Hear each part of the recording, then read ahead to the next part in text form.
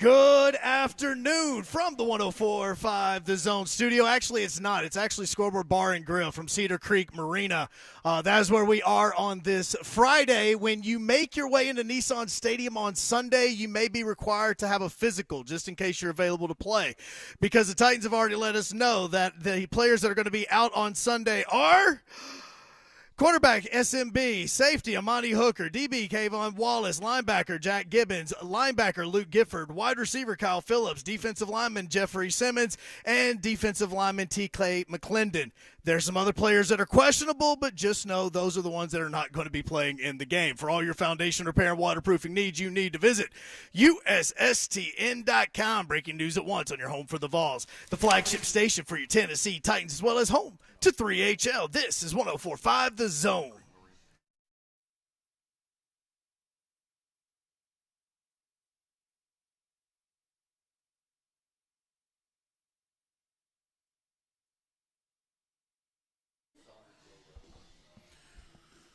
What's happening, ladies and gentlemen, boys and girls? Welcome into 3HL right here on 104.5 The Zone. I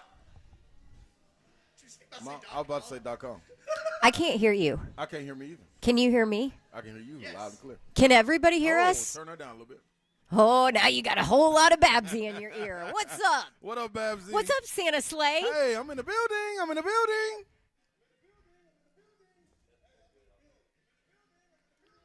I also have breaking news. Okay, hit it. Titans have officially put Amani Hooker on injured reserve. Oh, okay. Yeah, Buck See you, just tweeted that out just as you guys were talking. All right, ladies and gentlemen. Good to see you, Amani. His season is done. Man. Wow. All right, so now let's get Babsy. Let's get Babsy in there. I first. mean, what do you want me to say? Ladies and gentlemen, Babsy. Yeah. That's bunk. That is bunk. All this is bunk. Bunkity bunk bunk. Hey, man, let's first tell the people we are at Cedar Creek Marina right out here in Mount Juliet. So come on out here, right here on Saundersville Road. Right out here, man, on the water. Sun's hitting off the water. They got it warm. This is climate controlled. Might have been a little guess was, hey, is it going to be cool? Is it going to be hot? What's it going to be? Man, they got the fire pits going. We got heaters all put up outside. Got drink specials going, but you got to get out here with us between the hours of 3 to 6 to enjoy the drink specials. By the way, I was super worried about coming out here. I've never been out here. The traffic. Because normally I am on the road on Fridays, so I never get to. And look, I get to pick all these. Yes. Which, by the way, there was the sideline reporter for the Troy Duke game is sick, so I'm going to jump in and do that tomorrow in Birmingham. So are you? You go to the Birmingham Bowl tomorrow? Yeah. I just found out a couple hours ago. That's how so it works. Gotta be ready to go. I don't really know what I'm going to do prep work-wise. That'll be a quick turnaround. But, hey, whatever. So I guess I probably shouldn't pick that game. Dawn's trying to skip out on Christmas. She's like, y'all deal with this. I'm going to go do this. All right, I'm going to go run and fill in this bowl, drive there in the morning, do the bowl, drive back. So do you get to pick this? I probably shouldn't pick Troy Duke if I'm working it, right? Yeah. No, you shouldn't Herb Street. Yeah. Yeah, don't do that, Herb Street. Yeah. That's the professional proper thing to do. But I was super concerned it was going to be cold out here. It's on the water. Okay, it is a gorgeous day. Yes, it is. The sun is shining. It's like bouncing off the water. It's beautiful. Mm-hmm. And then B, they got fire pits up there rolling. Yep. And it's not even cold. Like, I don't even have a jacket on. And you guys know me. I'm a big wuss. Give it time. Like, yeah. I'm sure at the 5 o'clock hour I'm going to be all bundled up. But, yes, I do have my hat and my winter jacket. I'm ready. Yeah. But I just don't need it yet, which is awesome. So, but this place is super cool. Yeah, it is. I've never been here. Man, I'm telling you, Babs. Look at all these boats. Oh, it's serious. Especially when the tarp is up and everything. Like, you stand out here, man, there's people out. It's a different experience. It's something really different than what you get at the Opryland OG scoreboard. Yeah. So a good change of pace. You almost get a different environment. It was pretty easy to get here. It is wood. Yeah, I was surprised too. And guess what, Babsy? The traffic wasn't as bad as I thought it would be. No, because everybody's done for everybody chilling. But holidays. I would like to say to the people, and you're the first person I thought about, to the people that are coming into town, guests that are coming into town. Get out of the way. Man, sorry. No, that's right. Get out of the way. And I'm talking about not only in the left lane, Babsy. Oh. At restaurants, too. I always have a ritual, if you will. Thursday, I go to Low T. After I get my Low T shot, I go to First Watch to eat breakfast. Oh, they know what I want. Ooh, it's all good. The one we ate at, me, you, and the oil, that when take your car. I had avocado toast, and it was phenomenal. You did. So, Babsy, I've been going there ever since then. They know me in there. They know my order. They know I like to sit to my back to see everybody. Uh-huh. Couldn't get in there. No. 35, 45-minute wait just for one person. Ooh. Lines coming out the door. Yee. I can't get my regular routine because everybody's in town. So, hey, man, y'all cook breakfast at home. Let the people. If they're in town, they're in a hotel, Slay. Or they're with family. Get a residence in. Well, you got the little stove or something. Get your little stove. Get one with a kitchen. Yeah, get a toaster or something. You can plug that up anywhere. Hey, man, I need my ritual. But, man, everybody be safe coming into town, leaving town, whatever it was. Airport wasn't as packed as I thought it would be. So it's fun, man. It's fun to see everybody, loved ones, relatives, friends, everybody on the holidays and make it in safe. Get your Christmas shopping out the way. Got a packed show today, Babsy. What do we have? We got the Bully. Keith Bullock will be here shortly. He'll be rocking and rolling with us as long as he wants to. Got a I told him he policy. can just come for the whole show. Yeah, he just kind of roams in and out. He's kind of like, what's that guy off Seinfeld? Kramer? He like Kramer. He's Kramer. He just come in and out. What's that guy off Seinfeld? Yeah, that one is slides. Like the most popular one on Seinfeld. That's my boy. Right? Yeah. Hair sticks up about 4 feet tall, makes him about 10 feet tall total. I want to see if Bullock can slide down this dock and then slide in the door and get up here on no, stage. Because we may need him on Sunday. This is true, need him on Sunday. This is true. Also, we got Barry Trotz. Barry Trotz from the Preds. Trotzy. He will be stepping in with us. Also, Mark Mariani. Get a little moonshine, blood in the water. Babsy gets to thank him and maybe he gets to thank Babsy for the shout-out that you gave him during the Montana game. That's right. I talked about him, and then Coach gave him a shout-out in the postgame. See what I'm saying? Tell Mark I said hi. Man, the legend lives on, baby. Also, I had immediate credibility, by the way, because I knew, because I knew Mark Mariani. Like, they put it in the game notes. Like, the game notes that the SID sends out for all the media members and everybody, it said, it said television crew, play-by-play, whatever. And the sideline reporter does radio with our very own Mark Mariani in Nashville, Tennessee. Resourceful. I'm like, look at that. I'm a celebrity thanks to Moonshine. Babsy, you are resourceful, too. Like, all the connections you make, man. Like, you can just roam in. You like Kramer. You can roam in and out of states, though. Like, we just got to go in and out of these buildings. You can go in and out of states and be good. Alan Bell will join us from Sports Line also and give us some little breakdown before going into the weekend with these NFL games, a couple of bowl games. Babsy's doing one, as you just heard. Troy versus Duke. This is overnight bowl game. And by the way, both of the teams contracted some kind of stomach bug. So we have so it's actually perfect for me walking in not knowing these two teams because they don't even know who's playing tomorrow because like half their team has the stomach bug. Both of them. Yeah. Everybody's in the dog. So, well, Babsy, one thing about it, you just got props on social media. Someone said Babsy is one of the hardest working sideline reporters, and she's been like that. It's time to bump her up, baby. Time to go in and bump her up. So, Babsy, after getting praise like that, there's no way you can't say you're not ready to go in less than 24 hours to call a bowl game that's nationally covered. So just a 3.5 hour drive. You're good. You're set. Everybody will be watching. It's on ABC too. It's a nationally televised game. I'm trying to tell you. That Dawn just found out she was doing. Yeah. They didn't put that on ESPN Plus. They put that sucker on national television. On ABC. Good thing I'm medicated for anxiety. We got plenty of stuff to hit on with the Titans, man. People out. Injuries have taken place. IR has been activated with some. Some just, hey, we'll sit you out and get you ready for next year, I guess. Get you healthy. But we're going to cover a lot of that. Also, I missed yesterday, Babsy, and didn't get to hear what Cosell said. If we didn't have enough bad news. Mr. Babs wanted to talk about this. Really? Last night. This is serious. It's just depressing. Is it? It's just depressing. See, I purposely didn't listen to, so I didn't want to know what was going on. We'll play it for you today. Okay. That sounds good. What else we got to hit on? We already did injury report. At some point in time, Florida State's trying to sue the entire ACC. Saw that today, and it was a unanimous vote. Like, we're going after them. Yeah, so you have that. that. And then the ACC basically filed a suit prior to that even happening, knowing it was coming. I mean, they were ready to press this is a mess. Mm-hmm. Yeah, it was. What a mess. Yes. This is what Baby Bab says all the time when she walks in our house. What a mess. What Come on, a ACC. mess. Can't even clean up their house. What's going on, ACC? It's a mess. Well, it's going to get uglier. So, and then, there's reports out there, too, because people are like, oh, yeah, FSU, what a perfect fit for the SEC. And then there's reports out there from, of Sankey sources saying that Sankey's like, no, not interested. Nope. Not interested in FSU. Yeah. How about that? Is that Wolf? I don't know.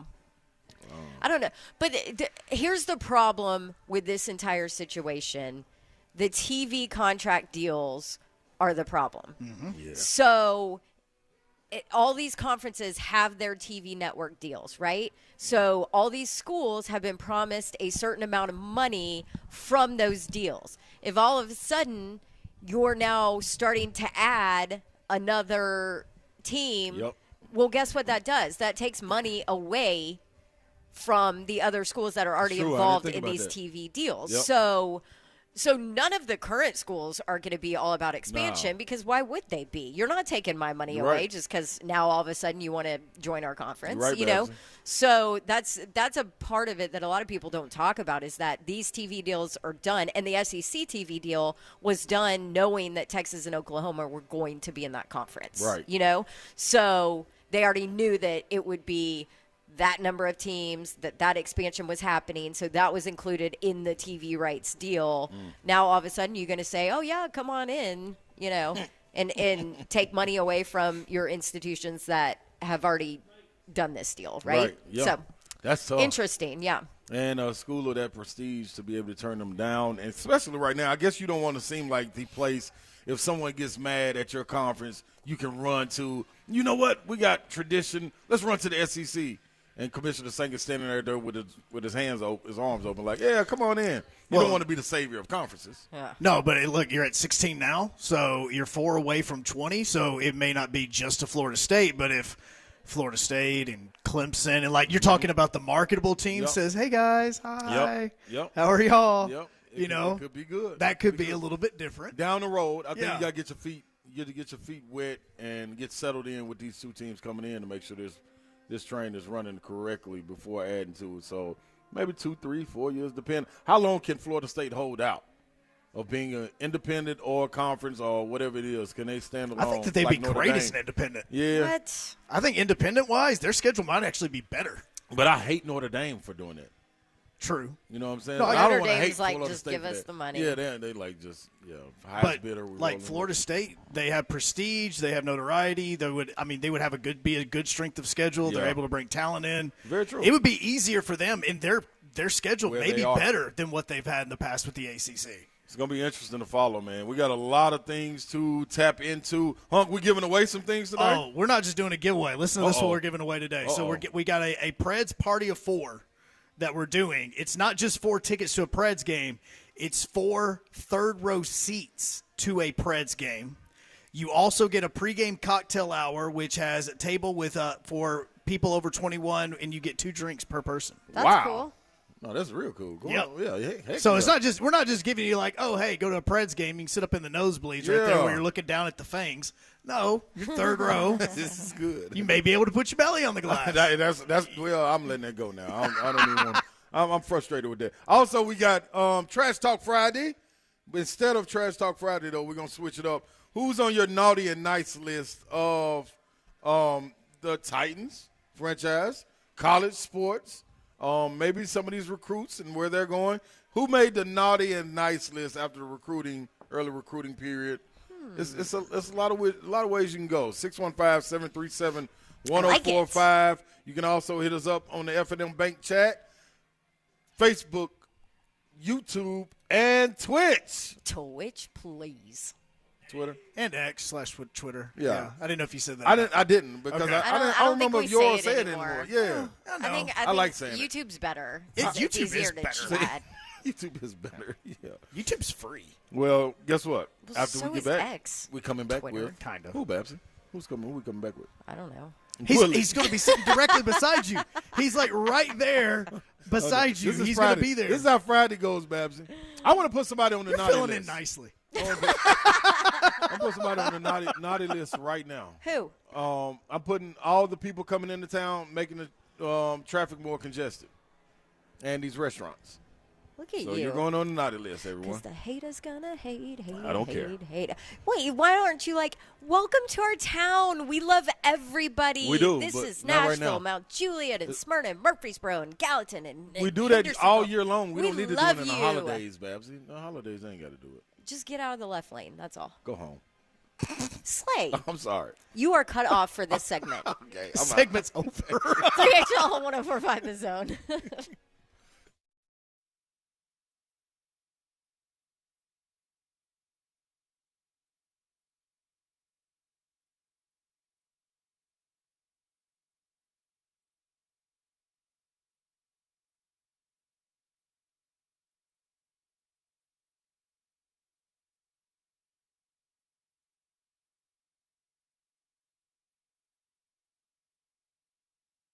Want to tell you about my friends at Maryland Farms Wine and Spirits. It's that time of year, gift-giving season, get-together season. You don't want to show up empty-handed. Maryland Farms Wine and Spirits has customized baskets for you to grab and go. Makes it easy with wines, spirits, local olives, and chocolates. The perfect host or hostess gift or that last-minute gift-giving idea. Maryland Farms Wine and Spirits has a unique selection of wine and spirits with a vast selection of local craft and hard-to-find brands that big stores do not or will not carry. You can check them out. Easy to get in and out over there in Maryland Farms. 101 Creekside Crossing in Brentwood by the Publix. MarylandFarmsWS.com is the website. They have an app also where you can get delivery and curbside pickup through the Maryland Farms Wine and Spirits app. So download their app where you get your apps. Monday through Saturday, 9 a.m. until 9 p.m. They are closed on Sundays. Maryland Farms Wine and Spirits, locally owned, serving Brentwood for more than 18 years. Get stocked up for the holiday season at Maryland Farms Wine and Spirits.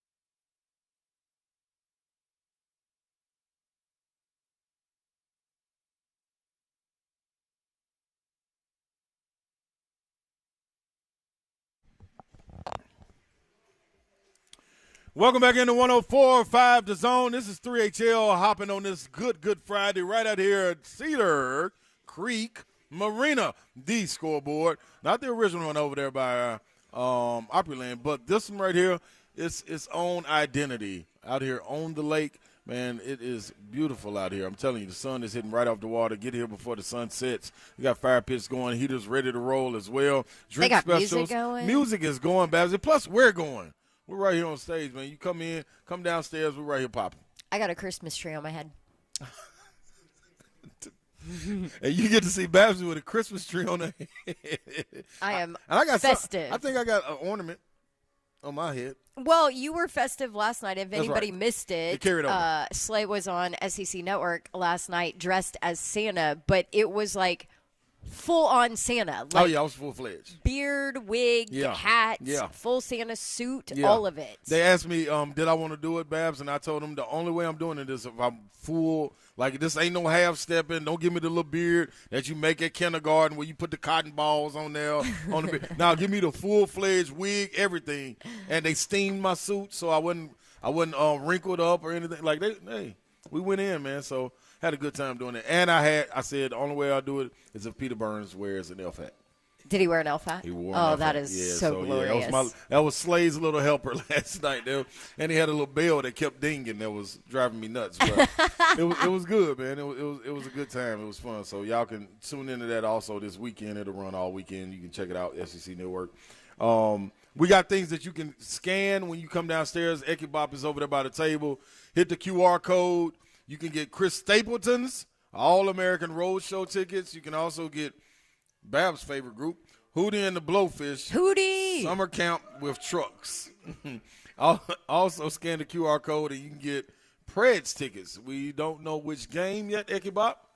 We don't know the game yet, but well, they've got a bunch this holiday season. Like they play tomorrow. They've got they play Carolina. Yeah. I think isn't it Carolina on the 27th? And they're rolling. Yes, and they are rolling. And then the 2nd they have a game too. So yeah, I'll tell you this is a great present if you have like family coming into town because then you can take them. They can experience the downtown area, but you still have somewhere to go and something fun to do, so you're not just standing outside trying to get into restaurants and bars down there, you know? Love that.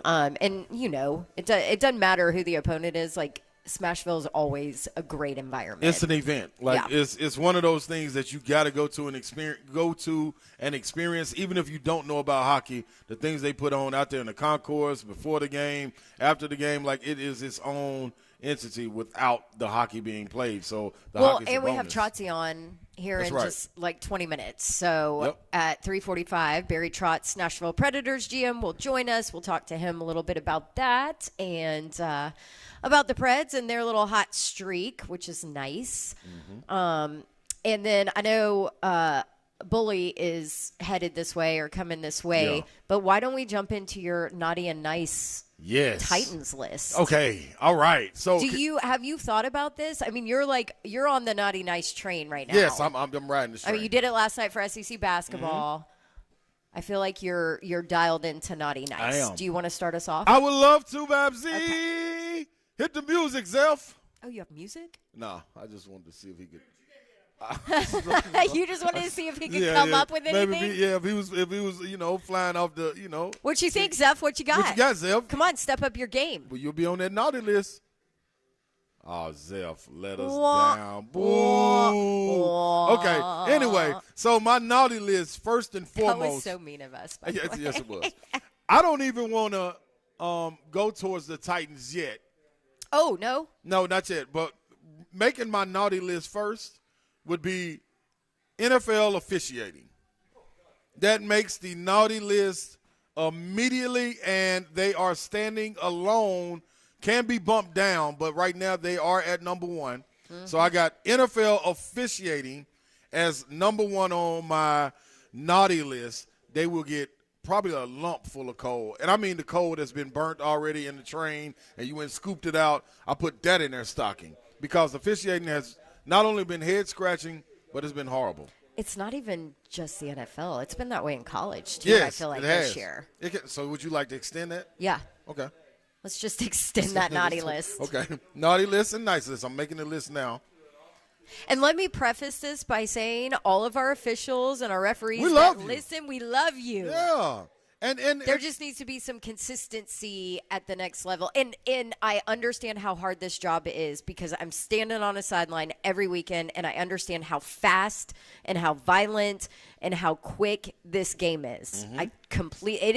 It is hard. And now you're sitting at home in like 5K, Yep. and fans can see absolutely everything. And then we have replay where we slow it down to the second that they're out of bounds, so I get it. It's a really hard position to be in, but the lack of consistency is the problem. That's it. And if that's to blame on the league, if that's the blame should be put on the NFL, then fair enough. Absolutely. But it has to get better. That's where I'm at with it, Babsy. And it's not them blowing a call or anything. It's just that right there, the inconsistencies of it. If you got a guy off sides, make sure everybody's off sides. If you're going to give a warning to one team, give a warning to every team. If you're this officiating crew is going to be known for holds, let's get that across the board. Like, everybody should be calling holds. Like, it should just be one crew. They're leading the league by 30 more holding calls a game, and it's week 3. That's weird, man. So, officiating, overall sports landscape. Naughty. You're naughty. That is right. Do you have a naughty? Zeph, first of all, Zeph, before you make this list, because we're checking it twice on you. Before you make this list, Zeph, you have an opportunity to use your time wisely within this segment and get a naughty signal or a nice signal, and to be able to have some kind of naughty, nice theme music. Got that, Zeph? Working on it now. Hey, there go my guy. There he is. We love you, Zeph. I appreciate you, brother. Okay. You want my naughty? I would love it, Babsy. Who's on your naughty or nice list? Could be Titans. Could be anything. What you got? My naughty. I mean, do we ever want to go nice? Do you really expect me to go nice first? I'm trying to think of a nice one.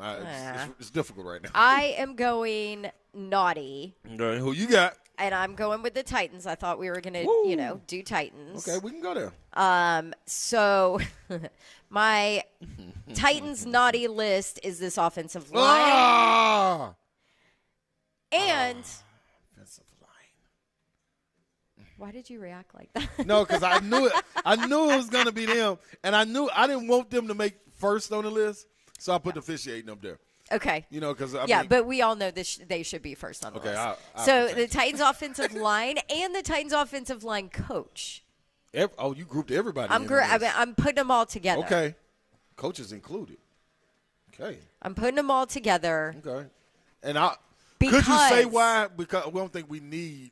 I mean, we know why. They've given up 50 sacks so far this season, which is already more than last year's offensive line. The offensive line that I even said there's no way it can be worse than Dennis Daly and that left side of the line, I was wrong, and I admit it, and I can't believe that I was wrong. And I am always the one that is like, don't say that. It can always get worse. I'm always that person, but I legit said it cannot get any worse, and I was wrong. Yeah, it did. They still have 3 games to go. And I understand part of it is, injuries and no consistency on that line. We saw them play a little bit better when they had the same bodies and the same positions, right? For 2 straight games. Yep. And now, injury report yesterday, you've got Brunskill on there, you've got Brewer on there, who didn't practice for 2 straight days. You're in a bad place there on the offensive line, but I don't care. We don't do excuses in the National Football League, as Coach Mack says. It's next man up, and they have not gotten it done. They are on my naughty list. You got Ryan Tannehill injured. You got Will Levis injured. Who's next? Okay. Ryan Tannehill again? So the final injury report just came out. There were more names added today. Oh, come on. We're at 21. Hunk, you about to make the naughty 21. There's 21 names on the list. All right. So I already read the outs, but the questionable players for Sunday: Brunskill, Brewer, Will Levis, which we don't expect him to play. What is that line going to look like? Trevon It's a debacle. Josh White. I still got like 15 people to name here, Don. And Chig. Carry on.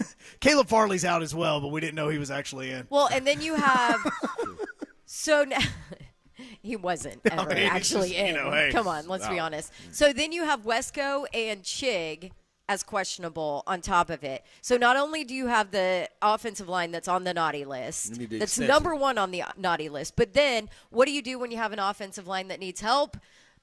Give them a little help, right? With your tight ends. Guess what?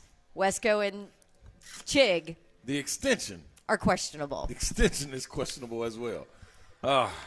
It's going to be rough out there right now. So on your naughty list, we got officiating, overall sports landscape, college and pros. But you said specifically NFL. Yeah, I did. But I like how I just added. Yeah, it can trickle down. Like, ain't no problem. I'm all about the naughty list. Yeah. Offensive line, which probably should be number one, which is number one. We're going to make that number one. Yeah, number one. Titans offensive line and coach. Offensive line coach. Ain't no ducking over here. Now, we do have, walking into the building right now, he's on Bullock, the nice list. Bully. Bully is on the nice list. Right now. For now. But yeah. for now. But Bully, do you want to wait on this, or do you want to go on and put in your bid on this naughty nice list? I want to ask him about my naughty offensive line. Get him, Babsy. Okay, thanks. You're welcome. Go. Here you go. Tag, here you go. Is it fair for me to put the Titans offensive line coach on this naughty list? Or is that not fair? Yeah, that's fair. Okay. If the line is on the list, the offensive line, everything starts at the top for me. And I almost caught a clip. I did catch a clip of the offensive line coach. I think Koharski had a word with him. Whoever it was, doesn't matter. But he's like, yeah, everybody's getting better. And like he just gave, and I was like, that generic answer. I was like, I understand you have to answer it, but how would you define getting better, Coach? He's working with young guys. Like one of the sacks Skoronsky gave up last week, he just got worked. Like it was a one-on-one, and Buddy hit him with the under, back over, and then the club, and that was they put some sauce on that move. For a rookie, that was tough. And then a couple of those sacks, there was like, what, there was seven, a couple of them. Let's break them all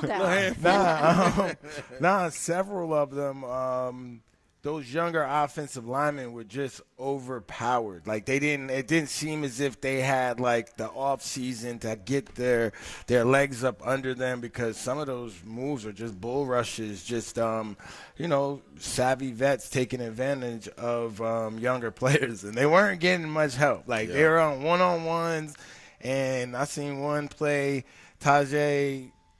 He could have chipped the defensive end, but he just went out on his route, and that guy got the sack. Well, and that's another young guy, right? Right. So it's hey, trust the process.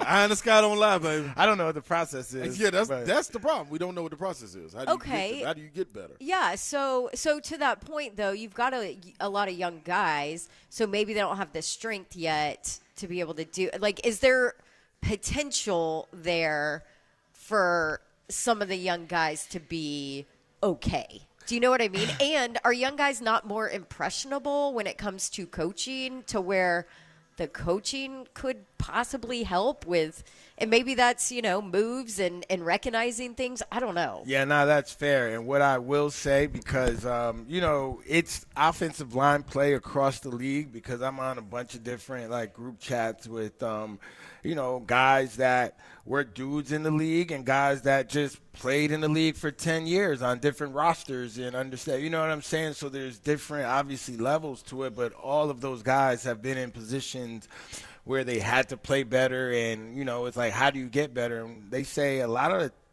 it is technique.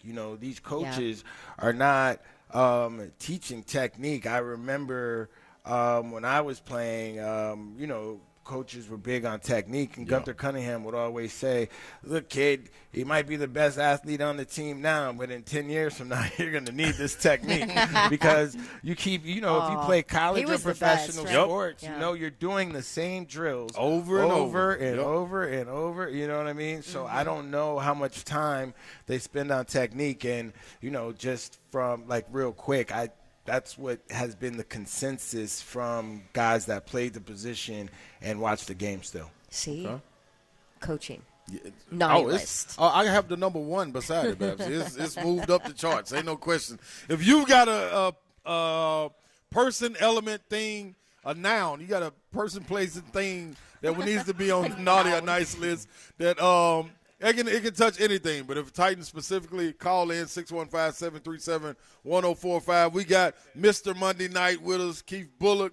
Follow him at KBull53. Go check him out at Just Love Coffee, too. You know what I mean? They got more than just coffee. Don't think it's just coffee in there, but, that's the basis. My guy, he travels around and find the right beans for you. You know what I mean? Get you up right now. Yeah, I'm watching my boy. I got a close eye on him. Brought us some Just Love Coffee. I like that hot chocolate. I was coming from I don't drink coffee. Okay. I got to work That's tomorrow. Boss Man. Boss Man get to come from the crib. I got to work tomorrow. So. So if you want to hit us up, man, make sure you hit us up. F&M Bank Chat, we see you popping in there, too. This is Babsy. This is Big Slay and the Bully. We've got Trotz next. Coming up next, Babsy. Stick around. 3HL 1045 Trees on our heads.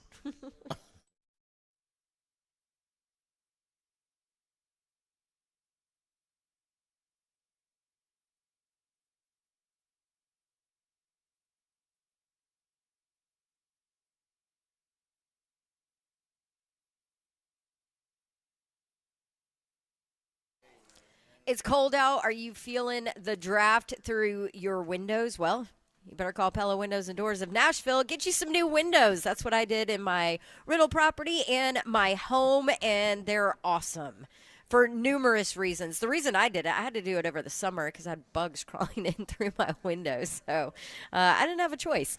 But Pella Windows and Doors of Nashville were awesome. I did my research with all the different options, and they were the company I went with, and they have been phenomenal, and I really do love my windows. 50% off qualifying installations and no money down, no interest, no payments for 12 months. That's what Pella has going on right now. Go visit them in Franklin at their showroom, 277 Mallory Station Road. Or the easiest way, schedule your free consultation with them. Check out their limited time special they've got going on, and just go visit them online at PellaNashville.com. Get you some Pella Windows and Doors of Nashville.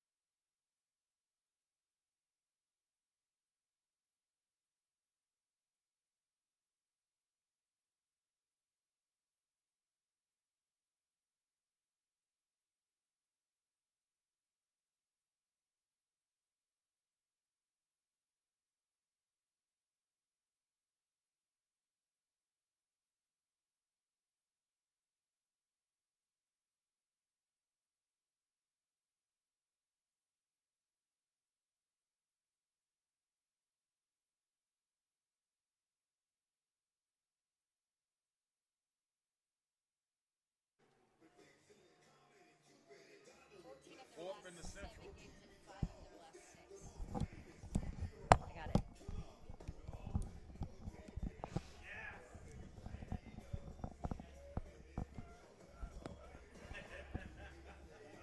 Like a light bulb. Welcome back into 3HL on 104.5. The Zone, locked and loaded on this Good Friday, heading into the holiday weekend. Get prepared to get all your Christmas shopping out of the way. We got boats pulling up out here at Cedar Creek Marina, and the scoreboard out here, not the one at Opryland. This is the one that stands alone right here on the dock of the bay, man. So hustle on in. Make sure you got your gifts nestled away. Got your fireplace lit up, and you got YouTube on where you can watch 3HL. That's right. On this Good Friday. Right now, we are joined by the one and only Barry Trotz, the general manager of the Preds. Psych. I'm lying. See, I like to sometimes get out there, you know what I mean, and prep everybody and then run back to the dugout.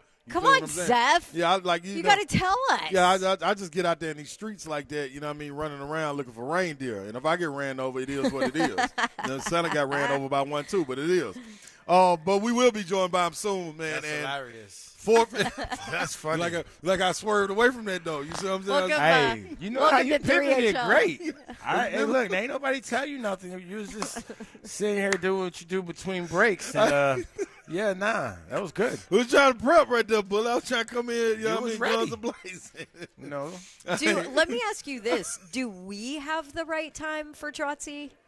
Because that would be very typical 3HL. Yeah, that's right especially on a Friday. You know, like we didn't scramble. Especially with things me happen here on a Friday. Friday. Friday's different. This is what I've heard. You typically aren't here. It's great to see. I haven't seen you in years. I know. I miss you, Bully. I always talk about you as one of my favorite players ever to cover in that locker room. I remember you coming through with the camera that's bigger than you. Those hot days. Yeah. Nobody's helping. That camera looks like it weighed like 85 pounds. You got to get out and live, man. Yes. See, I got life is better now. Sitting here doing radio with these fools.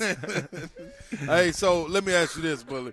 Talking about the Titans, I've been waiting to ask you this because I had my spin and take on it. We talked a little bit about it last week.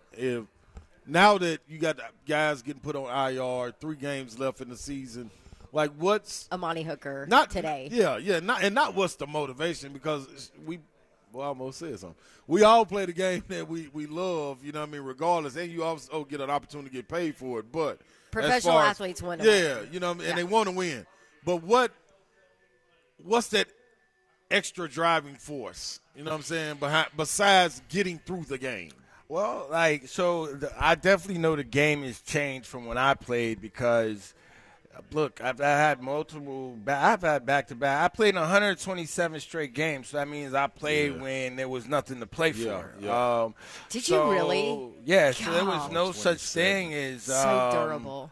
It's like, oh, the season's over, let's go on. No, trust me. I don't think I would have gone that route. Right. You know what I mean? But I guess it's an option now. I don't know how that works. Yeah.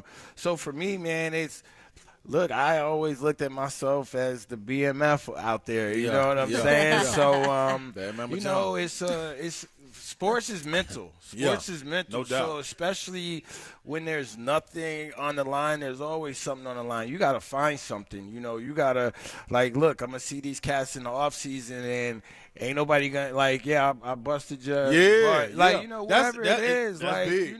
you can't. My whole thing is it's always been my team might suck, but I don't. Yeah. And you can't get any points off of me. Yep. I remember we were losing in the New England game. It was probably like 49-0 at this time. Gosh. I hated and that I'm still in the game. It's in the third quarter. And this running back, came and just kind of ran up on me, tried to blindside me. But I caught, and I hit him with the flip, and I, stood over him. But, that's what I'm saying. You got to always be on point because they're going to always try you. Yep. And, you can't get no points off my name because I'm still out here.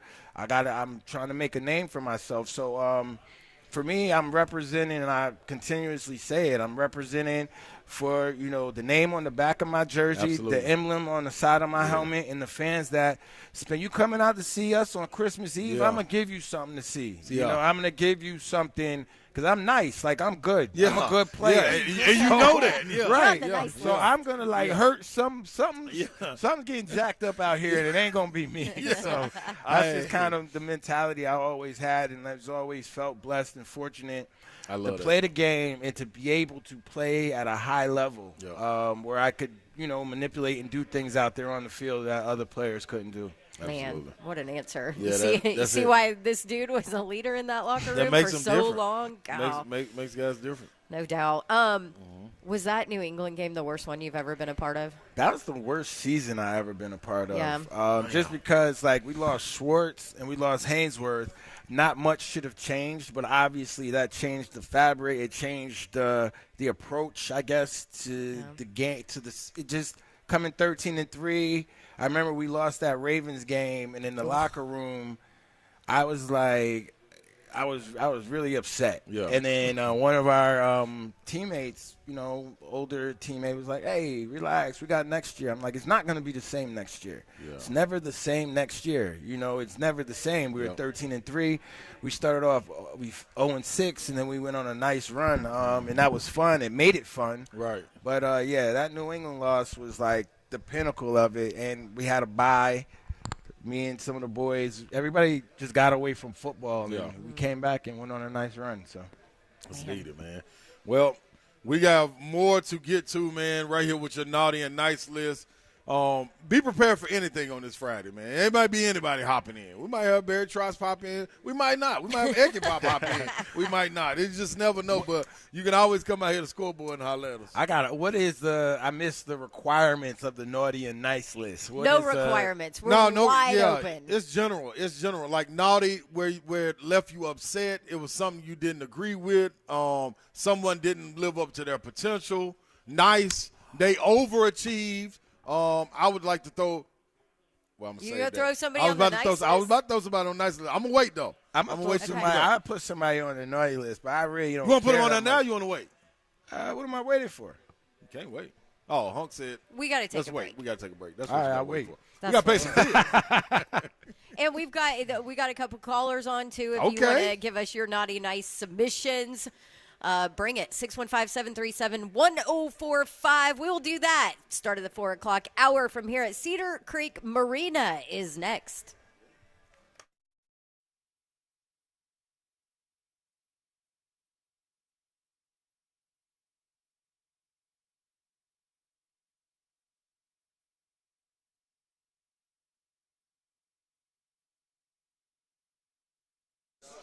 What's happening, good people? Listen to me real carefully. Genetic stress, hormones, aging, all of these are natural and inevitable factors that lead to hair loss. Fortunately, there is a proven way to reverse that common and even rare patterns of balding. Using groundbreaking technology, Advanced Hair's simple one-day treatment regrows your own natural hair, even in the places where it disappeared for years, people. And it works for men and women across all ages. Advanced Hair's breakthrough technology, top-rated physicians have improved tens of thousands of lives, but time is of the essence. Hair loss from natural factors can eventually reach a point of no return, so schedule your free consultation today and find out. You all right? Yeah, I'm trying to find out right now if I'm all right. Find out if you're okay, and you can get your consultation today, a free one. Hit them up at 629-348-HAIR and see if you qualify for $500 off. Your own natural hair with Advanced Hair can continue to grow. One-day treatment, life-changing results. Your new hair, I said, is guaranteed to grow. AdvancedHair.com.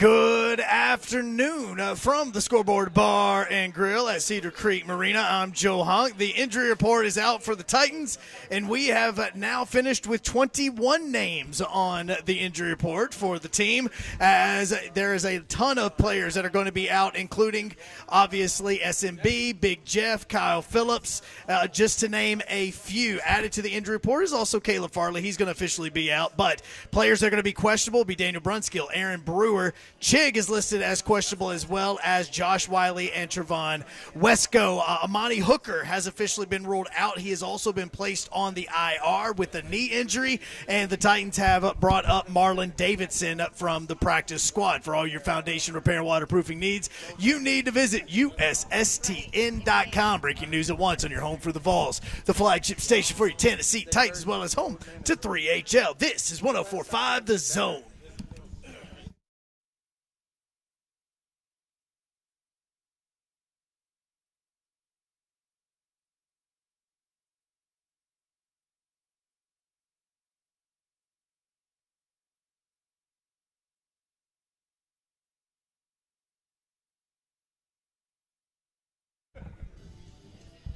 Welcome into 3HL right here on 104.5 The Zone. Out here broadcasting live from Scoreboard at Cedar Creek Marina.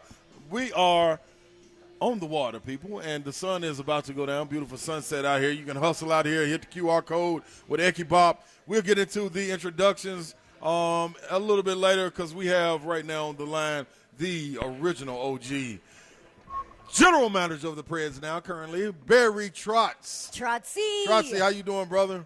I'm doing fine. How is everybody there? We're doing good, man, out here on the water right now. Coach, your voice sounds a little rocky. Are you feeling okay? I'm a little bit under the weather. Last trip, I think the dads took it away from me.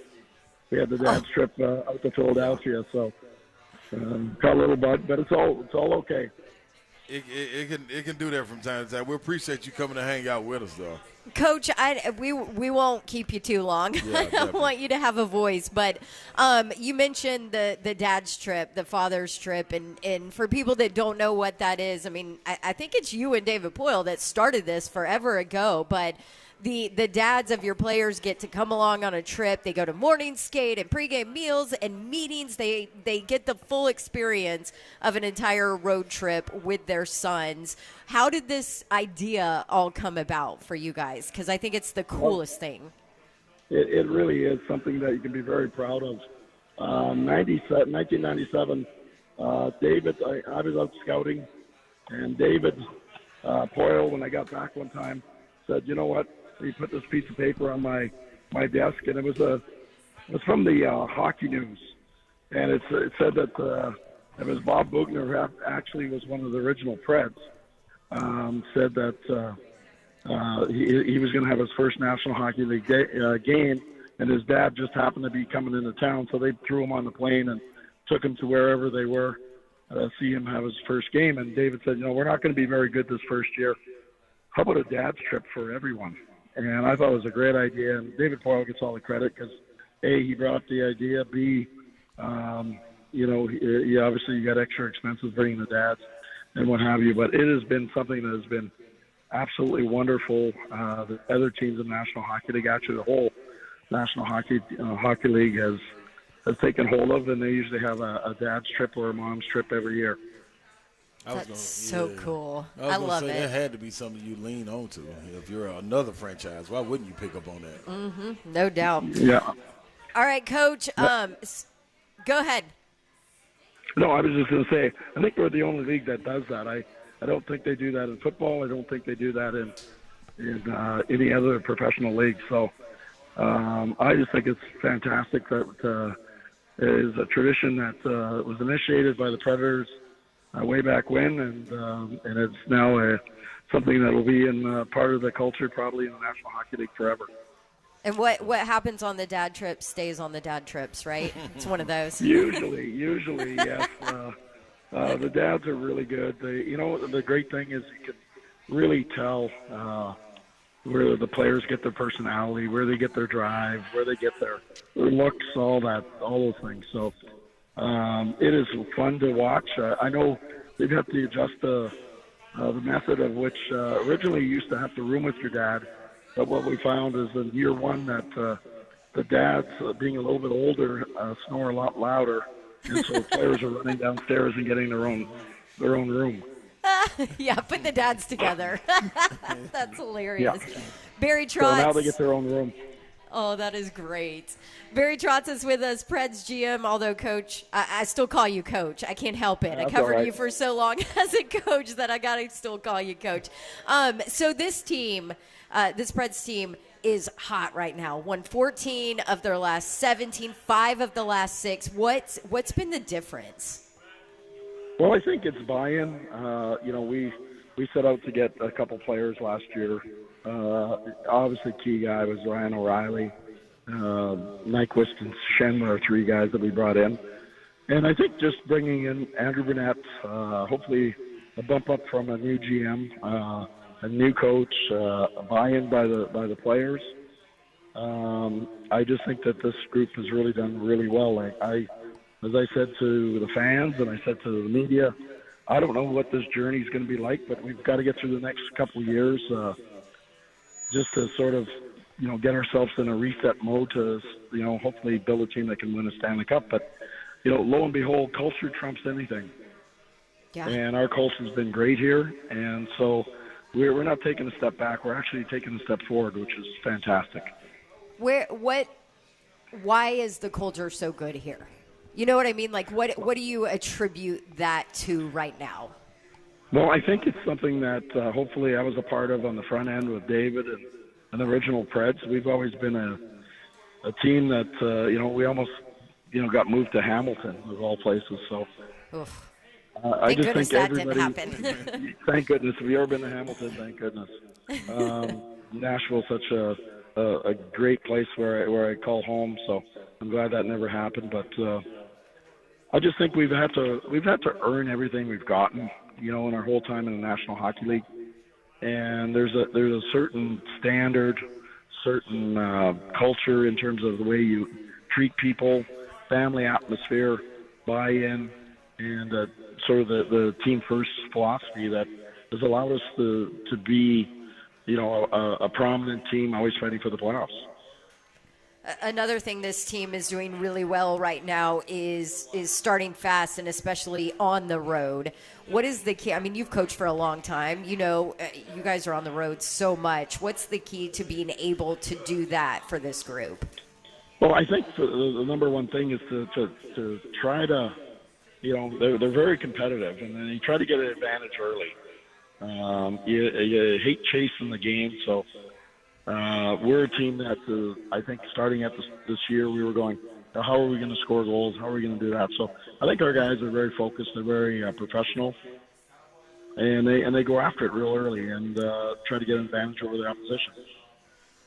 Coach Trotz, let me ask you. Well, I'm continue to call Coach Trotz, my bad. But let me ask you. We can't stop calling you Coach. Everybody calls me that.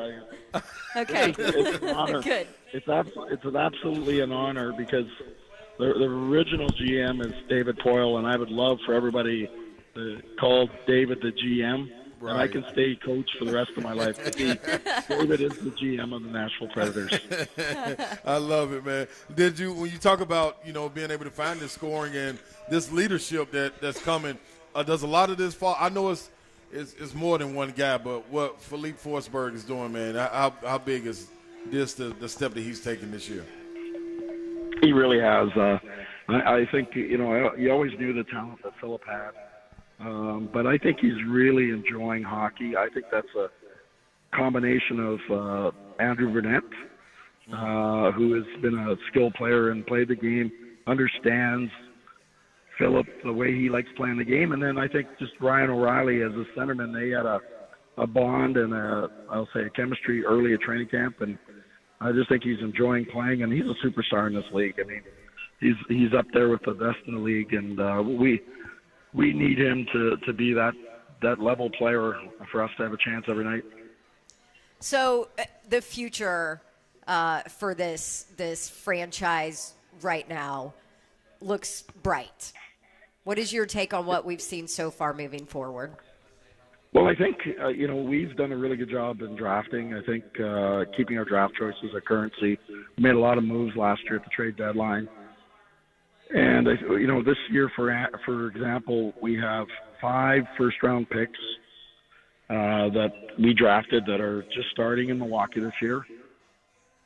We have 2 former first-round picks, one from Columbus and one from Dallas, that are a little bit older, but they're there, so obviously they have to have talent.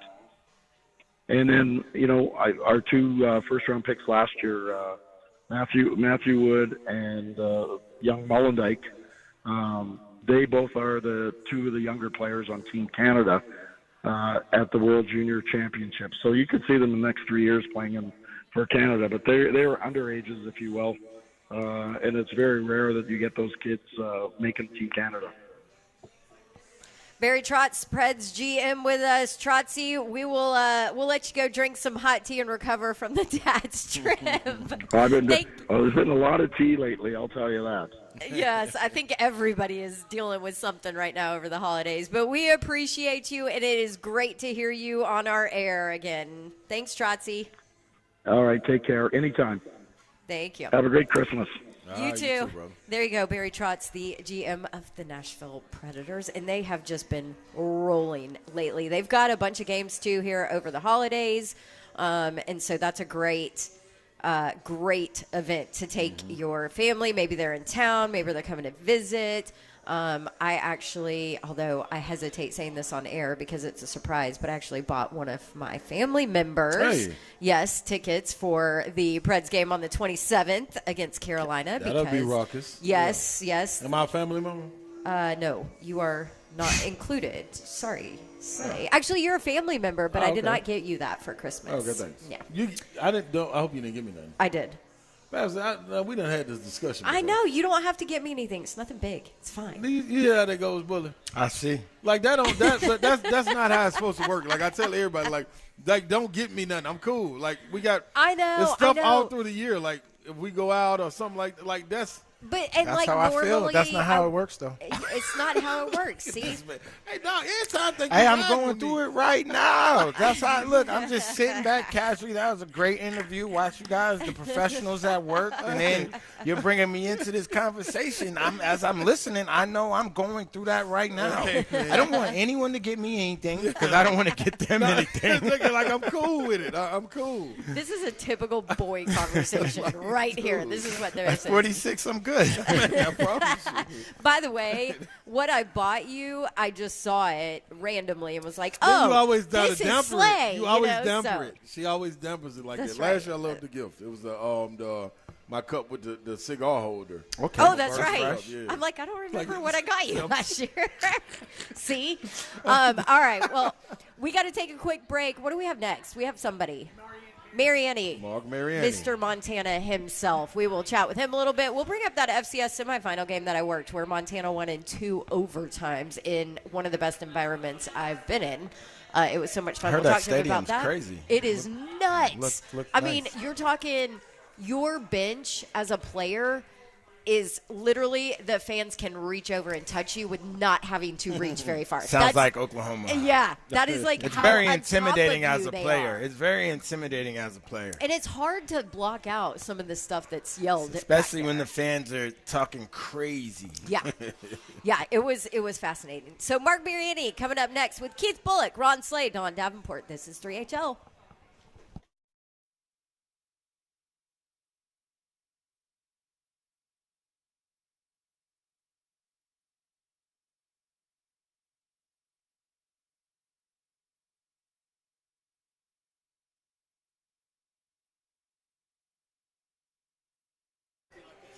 What's happening, good people? Man, get on in there. You still got time right now to go get that gift that, someone that you want to get very special in your life, or, someone that, you're returning a gift for. Like you maybe need to get something fixed. You don't want to buy it, but Brentwood Jewelry is who I'm talking about, man. They do all the fixings, and they make it real simple. Go to BrentwoodJewelry.com. Check them out on the website if you don't feel comfortable yet walking into the store. But if you do want to go there, 7012 Church Street East, That's where they are located in the heart of Brentwood, just off Franklin Road. You're looking for exceptional style, exceptional deals. Every single day has been happening for over 50 years. No need in stopping now. Holiday hours are right now, Saturday 9 a.m. to 5 p.m., Sunday 1 p.m. to 5 p.m., Monday through Friday 9 a.m. to 7 p.m. Well, of course, Monday they'll be closed. So you do want to hustle on in there and get there before Christmas. Still got time. Go get that watch that you're looking at, or maybe drop a hint to someone that you want to get. Go get that ring to propose. That's up to you, man. BrentwoodJewelry.com.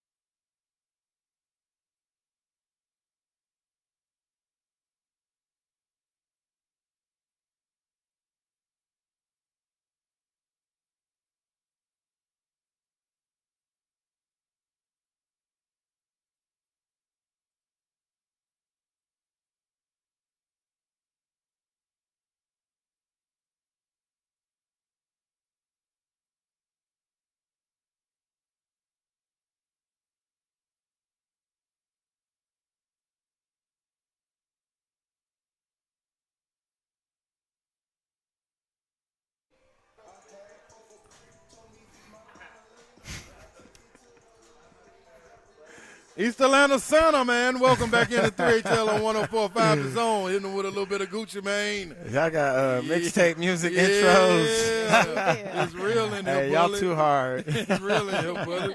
The ATL flavor right here, man. You are welcome back into us, man. We're rocking and rolling on this good old Friday. Trash Talk Friday. We're asking people your naughty and nice list. Who do you have on it? And Bully asked before going to break, like, just what constitutes being on the naughty list or the nice list.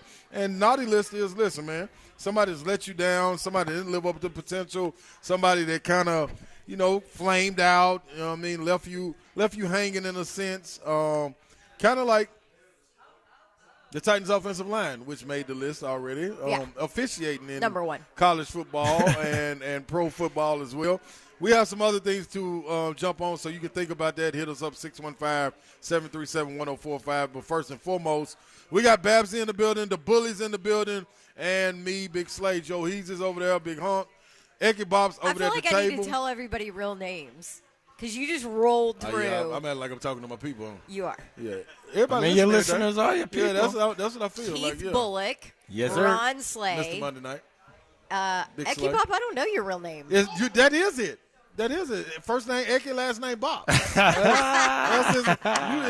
Anybody say some CJ, they're going to be like, nobody knows that name. That name is over and done with. CJ Ecky, Joe Honk. There you go. And Kirby is out here. Allen Kirby. Yeah, Kirby just has one name. That's the most unbelievable name here, Kirby. Allen Kirby. And that's his real name. Right. That's Look, what's and wild there's our about buddy it. Christian, who Yeah, used to Christian. work here.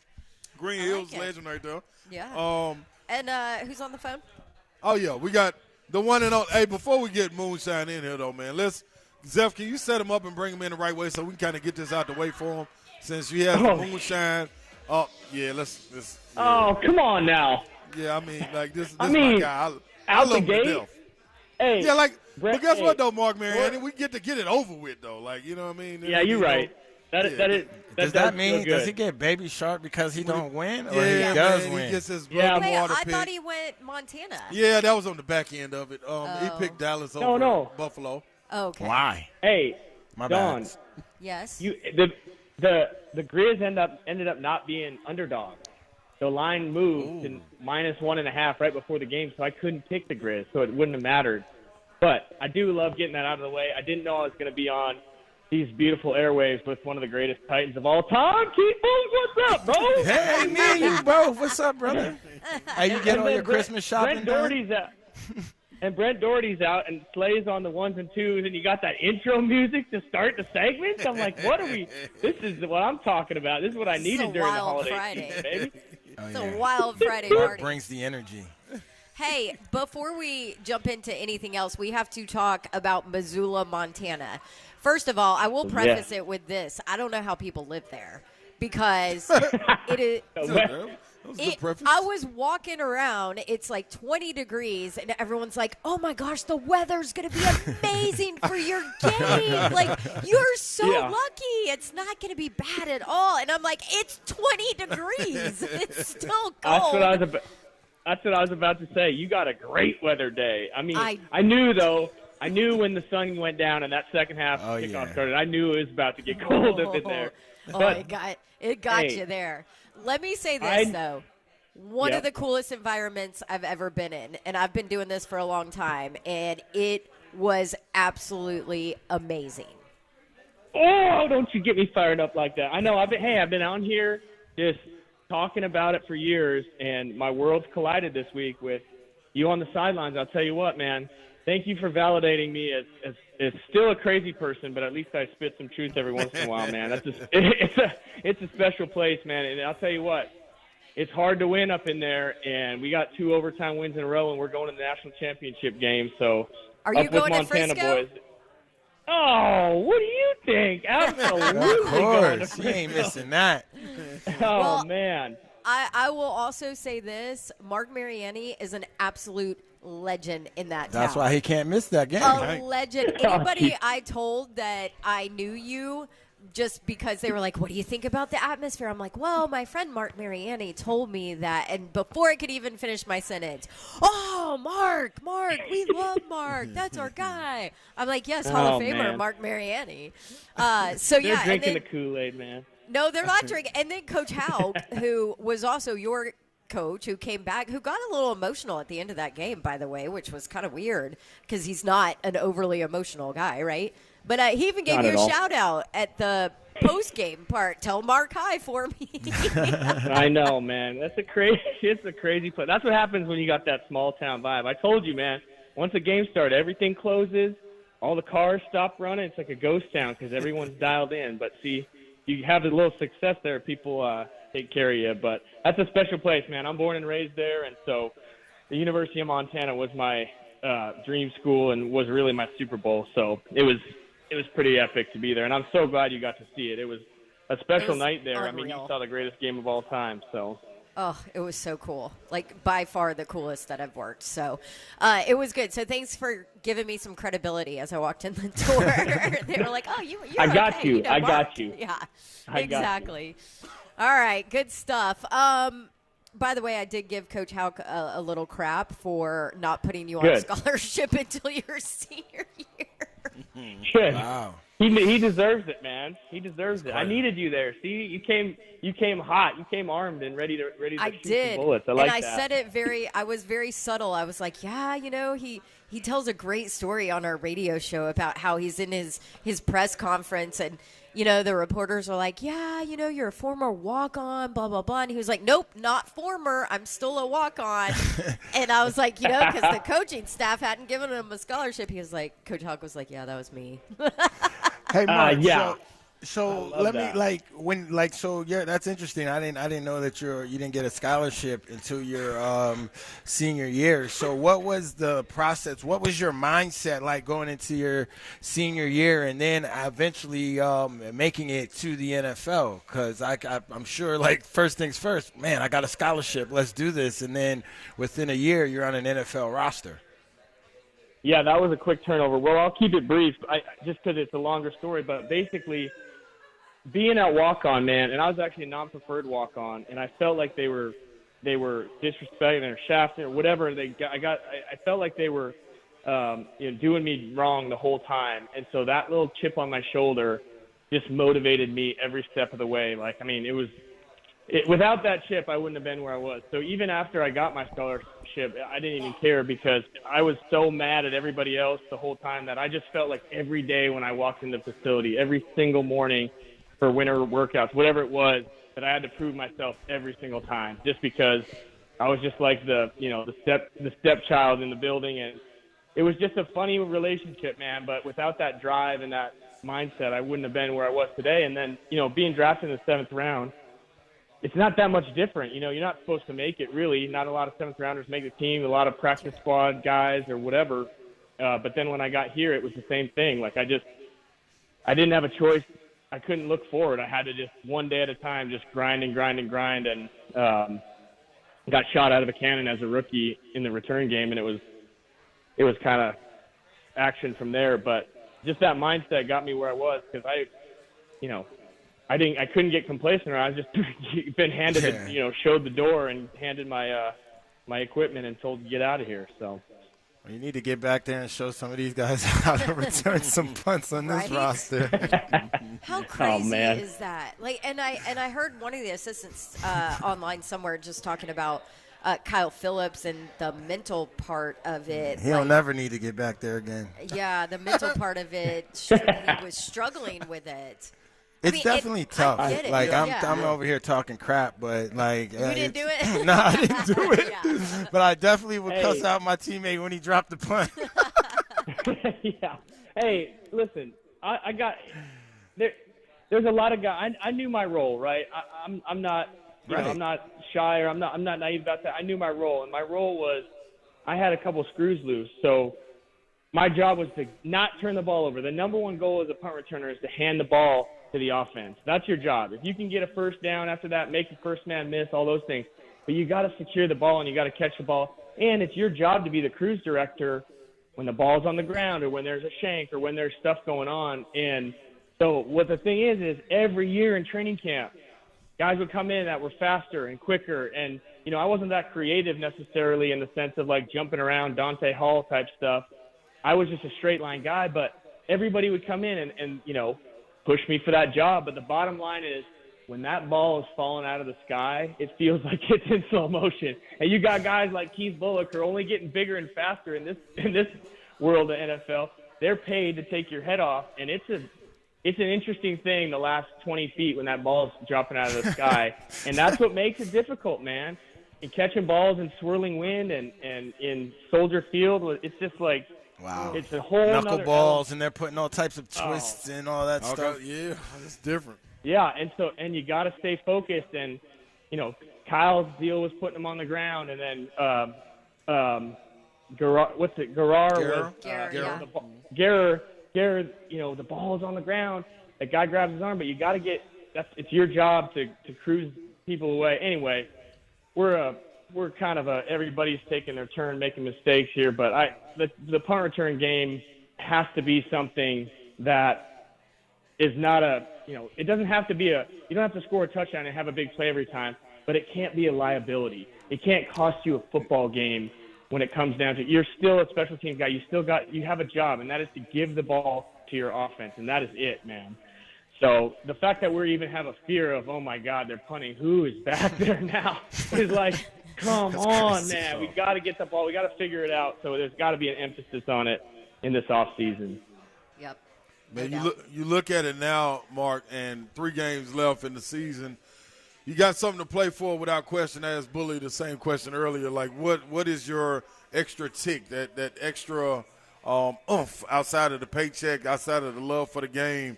But what is it that has you completing that game with something to lean on, like to get that little extra extra oomph at Well, I can almost guarantee you this, that there's not a lot of dudes, maybe a handful, but there's not a lot of dudes in that locker room who give a damn who or where the Titans pick in 2024. Yeah. And there's a lot of dudes that have a lot of pride, and you don't get to this level unless you're an alpha, unless you are ready to compete and throw it on the line on Sundays. And, I mean, to shorten your season by not caring about the last 3 games or not give it everything you got, I mean, there's a lot of personal incentives involved too, right? I mean, these guys are professionals. There's a lot of dudes playing for contracts and money, and a lot of free agents coming up, and all this film there's nothing like live film, so every GM is getting this tape. But at the end of the day, man, you get 17 shots at this. And I've been on some teams. I don't think Bullock ever probably had to worry about this, man, to be honest. Those guys were savages. But I've been on some teams where you get eliminated from the playoffs and you got a couple games left, and, that's just what it is. The team goals, you're not going to be able to attain of winning a championship or something, but it's game day, man. And the real dogs come out on game day. And so I don't think the players are going to dial it back. You're going to still see people flying around and getting after it. There's plenty of incentive. And like I said, the fans can talk about the draft pick all they want, but that locker room doesn't care at all who their draft pick is. You've dealt with injuries before. Do you want to see Will Levis on Sunday? I do not want to see Will Levis take another snap this year. I think this was the fact. I mean, listen, we've been talking about this at length on Fridays. We're going to see Tannehill again. This game is too physical, but with the way Will has played, and I've been kind of over the top about this, I think he's our quarterback of the future. Definitely going to build around him in 2024.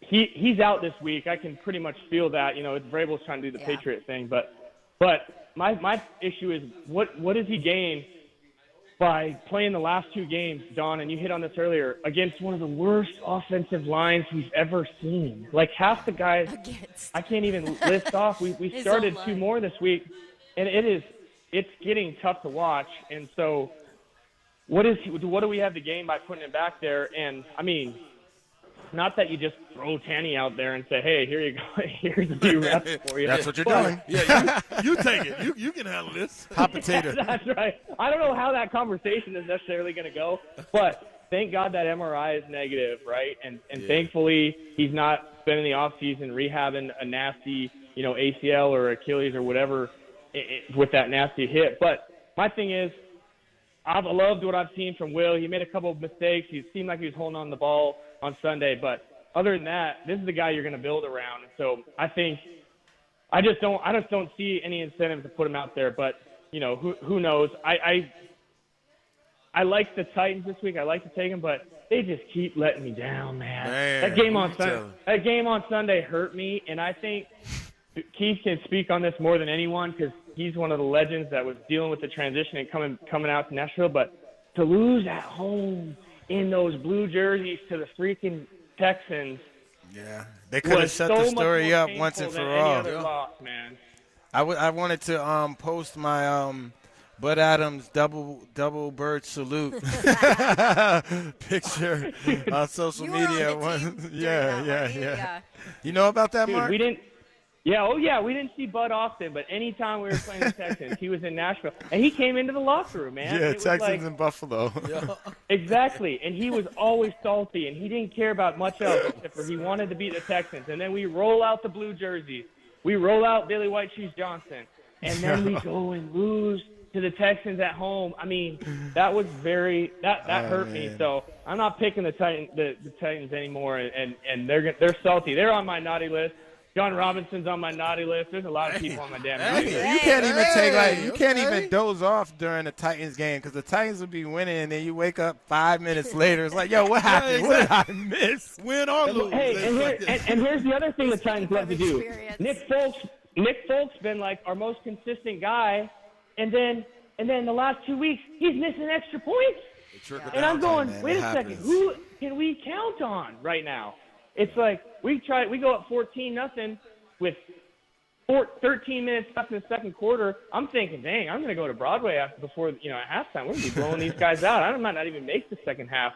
And then all of a sudden we just can't put it together down the one after the other, and it's just it's frustrating, man. And then of course, like I said, salt in the wound. It had to be the Texans, man. All this controversy about the blue jerseys, everything. It's just was boiling over for me, and I just wanted to stomp them at home, and then they go and do that without backup quarterback and their two wide receivers out and their dog on defense out. I'm just going, Anderson out. Will Anderson? It hurt me. Anyway, so I don't hate the matchup this week, honestly. I think Drew Lock is going to get punished by our front. I think Danico Autry and Harold Landry are going to get after this dude, but the injury report just came out, and I tried to read it, but it took me like 2 hours. So, so if you had to come up with a naughty and nice list, man, who's on the naughty list, or are you picking someone nice? I just heard the Titans letting you down, but who's on the naughty list or who's on the nice? He put John Robinson on the naughty list. I got him on now. Yeah, J-Rob is on my naughty list, man, because I keep looking at this roster, and it is just hard to watch this O-line come to work every day. I just wonder what were we doing. We committed to Derrick Henry. 3 years ago. So set him up for success.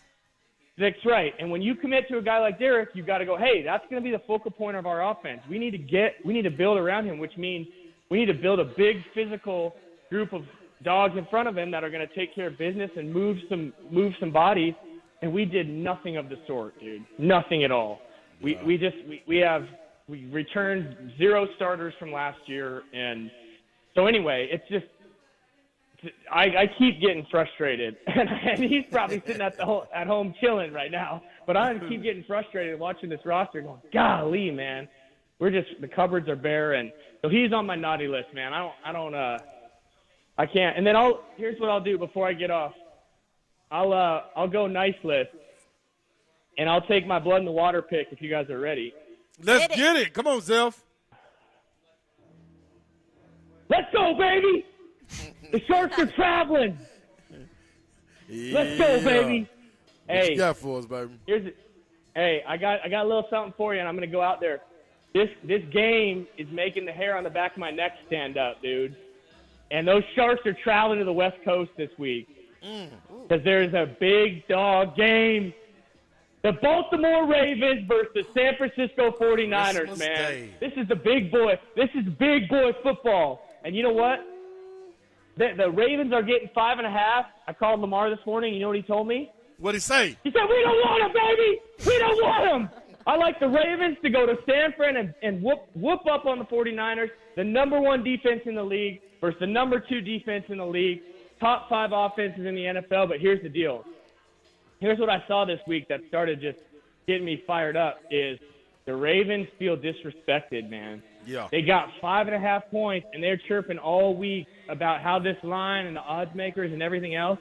And I look at that linebacking core, dude, Patrick Queen and Roquan Smith, and I just think those guys are going to have the boys fired up on Sunday. Actually, on Monday night. Yep. Last game of the night, Santa's leaving his last present under the tree, and it's an absolute home run football game. And so anyway, I'm taking Ravens.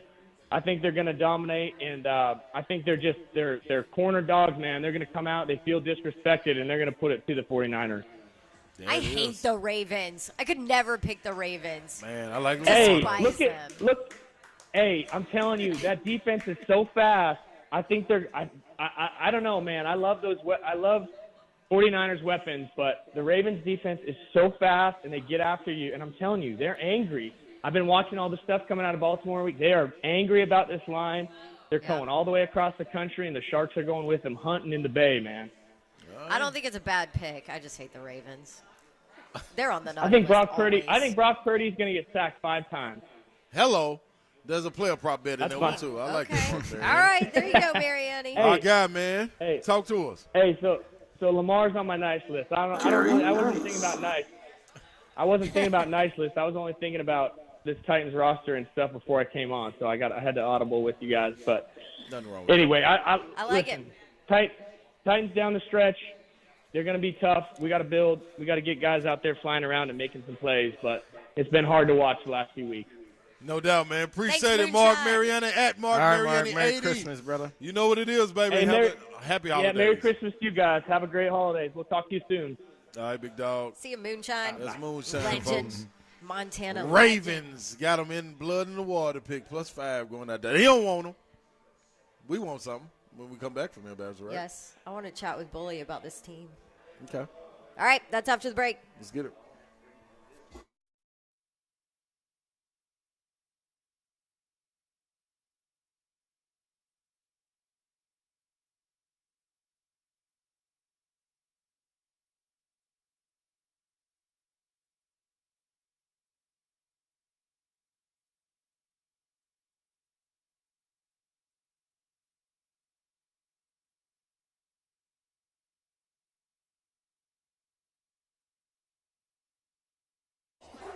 Let's get into it, people. Holistic stem cell therapy is something that's going to heal you. What is it going to be? It's going to be your body, your cells. That turns out to be your solution. I did it. That's why I speak so highly of it. Got that knee taken care of, hip taken care of, shoulder taken care of. A lot of wear and tear on my body. Wish I would have did it earlier. Why? Because I would have been able to store my cells for future and continued use. These cells are your body's own healing cells, harvested and redeployed based on your needs. You go in there, sit down with Dr. Kellum, get you a consultation. Hit them up, 615-850-4415. That's 615-850-4415. Ask them all the questions you got. Ask them about the myths. None of that stuff holds true, man, because I went through it. It's real simple and real easy to do. You're looking for things that you're going to be struggling with maybe a little later in life. Congestive heart failure, lung issue, asthma, arthritis, either one of them, it attacks the inflammation. Real simple, man. KellumStemCellInstitute.com, KELLUM, StemCellInstitute.com.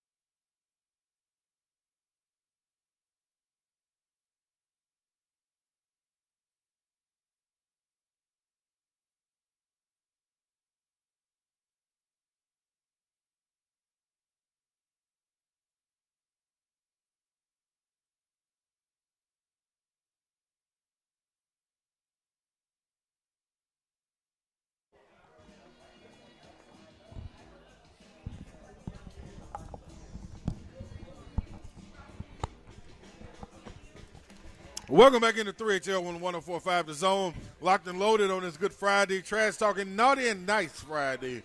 We want to preface this right here going into the 5 o'clock hour because we want to dive into exactly what Coach Sale was saying yesterday. I was out on it, missed it. Babs, can you set this up for us? So I purposely had you not listen to it so you could hear it because I wanted your immediate reaction. And then I was just talking to Keith Bullock, who is here with us at Cedar Creek Marina, and he has not heard it either yet. So both of you guys are going to get to hear it for the first time, and there's a lot of Titans fans out there that maybe missed it yesterday. Yeah. That you will probably have a reaction with Greg Cosell's evaluation of Derrick Henry. This was our conversation yesterday, and what Zeph. Zeph doesn't have it yet. It's been 5 minutes. How much time you need? It should be in Hunk's folder. Quick pivot. You guys did it before. Pivot again. Y'all are nice. Nice with it.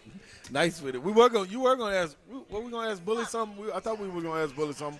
Maybe we wasn't going to ask Bully something. But, that's Bully. Do you have it, What you got, Bully? Wings or fish? Nah, I didn't get the fish today. I just went with the wings. Okay. Keep it easy. Okay, real smooth like. Oh, Zeph got it. All right, here's what Greg Cosell Star said game on 1,000. about Derrick Henry. And again, what I'm about to say, because I know this will pierce the heart of Titans fans, as it should, because he's been a great, great player, and it has nothing to do with anything, beyond the fact that the tape tells you that he's not the same back. Derrick Henry, besides being an explosive back, was always the kind of runner that if it was blocked for 3, could get 8. And he can't really do that. I showed my guys on the matchup, because there's 5 of us here, and, we all kind of say, hey, look at this, look at this. I showed them a play where the first level was cleanly blocked, okay? And when the first level is cleanly blocked, Derrick Henry gains yards, and he ended up getting 2 yards, okay? Because the first guy that hit him brought him down instantly. Okay, I don't recall that ever happening, in those really great years. I mean, even going back, to last year. So he's not the same runner. I don't think he has the same juice. And by juice, I don't mean, running long distance 70 yards for a touchdown. I just think he's not quite as quick.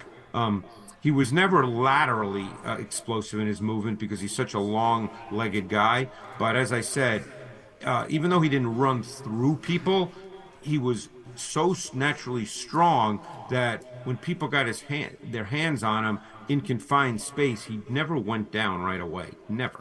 He was able to gain yards, and that's just not really happening now. Now, there's no question there's some plays that he had no chance. There's no question. But overall, he's not the same back. The physical traits are declining. That happens with backs. It's, again, it's not a personal thing. It's just what it is. And I think we all know that he will not be a Titan next year. Okay. That last part, let's work back to front. Will he be a Titan next year? I can't see it. Just because of what I would think when you spearhead a movement as far as running backs getting paid, there's no way you can go out if you have a market for you and settle for less. You know what I'm saying? Not if you spearhead that market with all the running backs, because then I'm looking at you sideways like, dog, we need you. You got the biggest voice. You State Farm commercials, all pro, thinking about knocking on the door of Hall of Fame, all of this. So I think there's a lot to go into that. That running away from people, that, first man taking you down. We've been seeing that. Savage jumped on that train last year a little bit, towards the end of the season. Was kind of looked at sideways. I started looking at it, and he would still show flashes of, man, he still do got something in the tank. I think we were able to lean so much on the offensive line being bad, and what he's doing is so great that it got overshadowed. Was it really him, or was it the offensive line not blocking, putting them in bad positions? Like Bully and Mark Mariani just talked about, if you commit to a guy like Derrick Henry, you need to put some road graders in front of him so he can be great. That's not the case. So is that wear and tear on him where he can't be great, or is it Father Time being undefeated and you starting to see that decline And is it coming faster than we thought it would? Even more so because you don't have an offensive line. For me, my take on that is, look, we saw Derrick Henry ran for almost 1,600 yards last year behind an offensive line that was probably a little, you could debate it. Were they better than this year's line? However, whatever it's crazy to say, but yes, they were. Right. So, and then even last year, let's take the Jacksonville game. Derek, you saw him get hit a few times that we've never seen him get hit. He started to have a couple of fumbles. And I will put that to trying to do too much, where you're pressing, you're trying to do too much. But just to go to this year and what Coach Sell was saying, I still think he has something left in the tank because his longest run might have been like those 25-yard touchdown runs, and those are quick bursts. And I feel like if those had to be 60, he's taking it the distance. Yeah. It's hard to get that last foot in that foot in the ground to not get blasted if the linebackers are playing downhill as they were last year because there's nothing creative about the offense on first and second down. I just think that it's unfair to judge Derrick Henry the rest of his career based off of this year because I know he still trains the same and all those different things. I think behind a halfway decent offensive line and you could get a better assessment. I just think it's hard and fair to assess him off of this line because even, Will Levis is making things happen between. I think he would be better if he had more times and more weapons. So we'll see. True. I'll add something when we come back. Oh, is AB at 5? Okay. I'll add it just real quick when we come back, just about what Greg Cosell followed up with that conversation on, to where it basically sounded like he kind of felt like Derrick Henry was done, right? Wow, yes. okay. So I'll give you that little nugget of information coming up as we start our 5 o'clock hour. We will also visit with AB, Alan Bell of Sportsline. CBS Sportsline, yes. We'll visit with him as well. That's after the break. Stick around for the 5 o'clock hour. We are live from Cedar Creek Marina. Come and see us. Hey! Got a good group out here. I like it. That's next.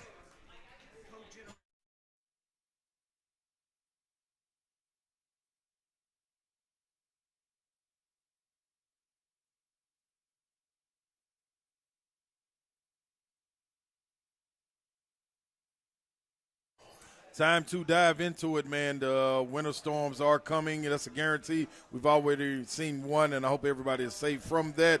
But if not, you have an opportunity to go and get a Generac home standby generator, go to Cove Generators. Don't be left out in the cold this season. Call today and get them to take care of you. Why, Babs? Because that's all they do. Yeah, that's right. That's all they do. Generators. And if you already have a generator in your home, Cove Generators can help to perform maintenance on that generator or, give you an estimate on your new Generac home standby generator because Cove Generators is your premier Generac home standby generator dealer. Call them today. Be ready for winter and let them take care of you. They will also monitor your generator to make sure when winter weather is right around the corner, any kind of weather is right around the corner, they know that your generator is up and working and ready to go. Visit CoveGenerators.com. Never lose power again. 931-559-3311. CoveGenerators.com. Portable generators are available as well. And stay connected through it all. Gupton Dodge Chrysler Jeep Ram, that's where you need to go to get that next new vehicle, whether you're looking for a car, truck, SUV, or Jeep, new or pre-owned. These guys are going to be able to help you out. Maybe you've been looking around for a while. Maybe you've just started the process. Either way, if you're going from dealership to dealership, certainly include Daniel Gupton, King Gupton, the guys at Gupton Dodge Chrysler Jeep Ram. If you are beginning that process, just start with them and you'll end with them. They're awesome people. They want what you want, you in the vehicle that's right for you. So if you need something with more space, if you need something with less of a cost, just tell them what you're looking for and they will be able to help you out. You can save up to 15% off select in-stock 2023 Ram trucks, 1500s, 2500s, and 3500s. If a new Jeep is on your list, you can save up to 15% on select Jeep brands during the Wrap Up the Year sales event going on now at Gupton Dodge Chrysler Jeep Ram. 24 West to exit 35 is about 9 miles outside the city, then a straight shot, a beautiful drive into the best vehicle buying experience you've ever had. 3450 Tom Austin Highway, just 30 minutes from downtown Nashville. Check them out online, GuptonMotors.com. That's Gupton Dodge Chrysler Jeep Ram.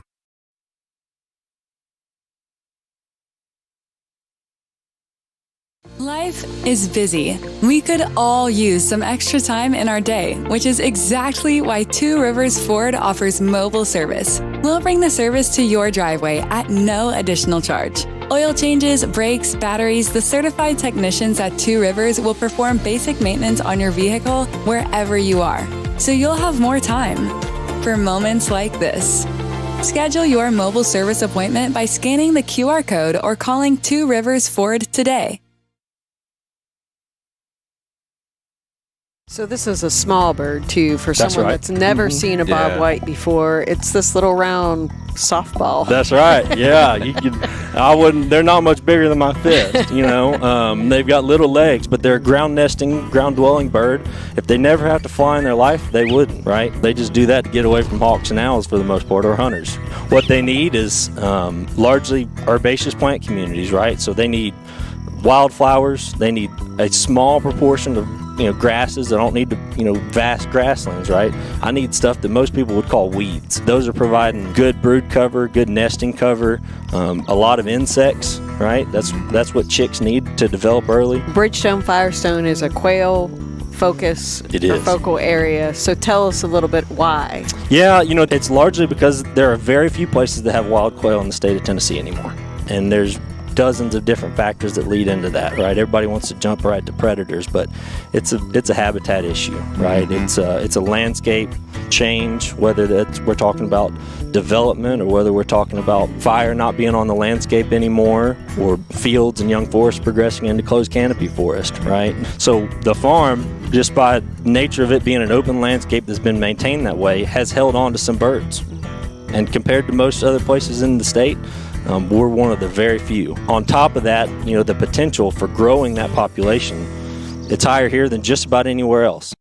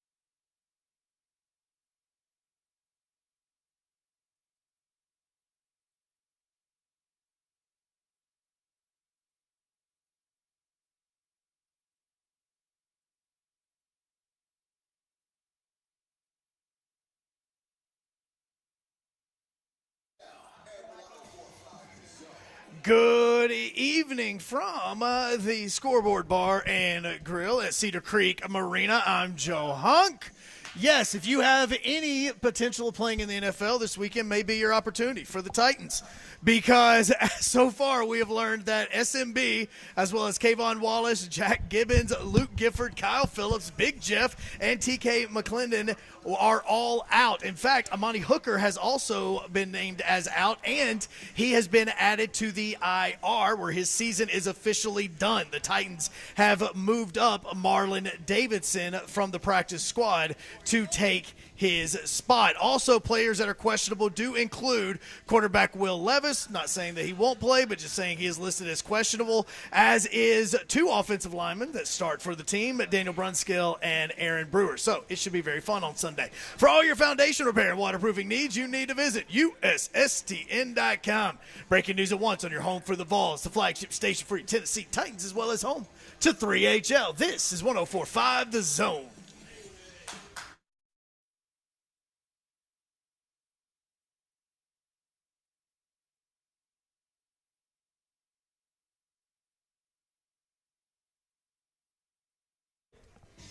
Welcome into 3HL on 104.5 The Zone, off and running on this Friday, going into the Christmas holiday weekend. A lot of games to take place, but right now you're joining us, and we are wrapping it all up, putting a bow on this big, pretty show. And you got me, Ron Slade. You got Babsy. Hello, Babsy. Hi. That's right. And we got to get him his own intro, I think. Mr. Monday Night. He has an intro. You got that? Is that close? That may not even be close right now. Mr. Monday Night. No, we good. He has an intro? Yeah, he got an intro. Yeah, it's he got his own show. I got my show on. Well, yeah, I know, but he needs his own Rhett B crowd. Nah, he got me. He has Rhett one. got me. I'm telling y'all. We'll play it for you one day. Yeah. We don't need it. Okay. This is Come y'all's on now. thing. You know This what is I mean? y'all's thing. I'm telling you, I know I what's out appreciate there. you though, Dawn. You had me, you know what? For a minute, Everybody gets an intro. yo, like for a minute, obviously you've been on the radio, but I know you from when you were on television, and I was like, Babs. Why do they call her Babs? Yeah. Like I got it now. I got it now. I It's listen from my enough. middle name. Yeah. I got it Yeah. now. And then the whole baby Babs. Poor baby bastard. Man, hey, look, but that's 20. funny, man. That's funny. That's funny. Joe She'll be Easy, 20 Joe baby. Hunt. Yeah, well, before we get to AB, because I know he's ready to go, if you are sitting here at Scoreboard, make sure you go over there and see Eki, because you can sign up for a few things, including a giveaway where we're going to be giving you a Preds party for 4, where you're going to be sitting third row at a Preds game. That also includes a cocktail hour and reserve table where each person gets some drink tabs as well. So make sure you're doing that, because we're going to be giving that away at the end of the show tonight. So when you're here live. You got to be here live, because there's a QR code that you got to scan on the table. Cool. Okay. Kirby Allen Kirby is in the building as well. Yes, I'll hit that Derrick Henry thing after we talk to AB. I Okay. don't want to keep him waiting, though. All right. Alan Bell from CBS Sportsline joins us now. Hey, AB, how's it going? Don, doing fantastic. How y'all doing? And yeah, look, hey, Mr. Monday Night definitely needs an intro. Gotta have that. Appreciate you. Mr. Monday Night. AB, what are you up to nowadays? Are you texting and calling and trying to find out who's opting out and who's playing and who's not playing in these bowl games, if you're going to bet money on any of them? Don, I'm telling you, you're exactly right. That's the biggest thing. I mean, crazy. It used to be betting bowl games. It was about players who, are opting out, going to the NFL. Totally get it, right? And that was kind of it. And then motivation. Now, you have half the team is gone. Right? Yeah. You don't even know what's going down. It's weird. It's almost, I'm going to say easier. I don't mean easy, but it's almost better to bet the playoff game than the other bowl games, right? Because everybody's locked in. They know exactly what time it is. Yeah. So, yeah, Don, you're right. You got to pay attention for sure. Just crazy. Talking about the Georgia-Florida State game, right? You think you're who's going to care about this? But you got backup players who are you're a fight for a starting spot. I definitely care. So you definitely got to look at the talent level for the backups as well. I saw there were 18 opt-outs for FSU. Yeah. Suing the conference also probably doesn't help either. No, it doesn't. Most likely, yeah. Hey, B, you got something new jumping off, don't you, man? I'm following you on social media, man. You got some other stuff. I just subscribed to it. What did I subscribe to? I appreciate that. Yeah, man, the AB3, man. We're starting a new, kind of just sports betting, really everything, kind of network here. So on YouTube at the AB3. And we're going to definitely have some new shows coming out, all kinds of new content, new ways, and really, a lot of tutorials for people who are brand new to sports betting as well. Because I want to say this, anybody that's out there that's brand new to it, we've all been there, right? It's like playing a sport. We've all been there the first time. And sometimes you don't want to ask questions, in front of other people or the team, but you need to know these things. And we've all been there and all asked those questions. So that's what it's going to be about, man. Just helping everybody out, get adjusted, get ready, and then get in the game and start playing.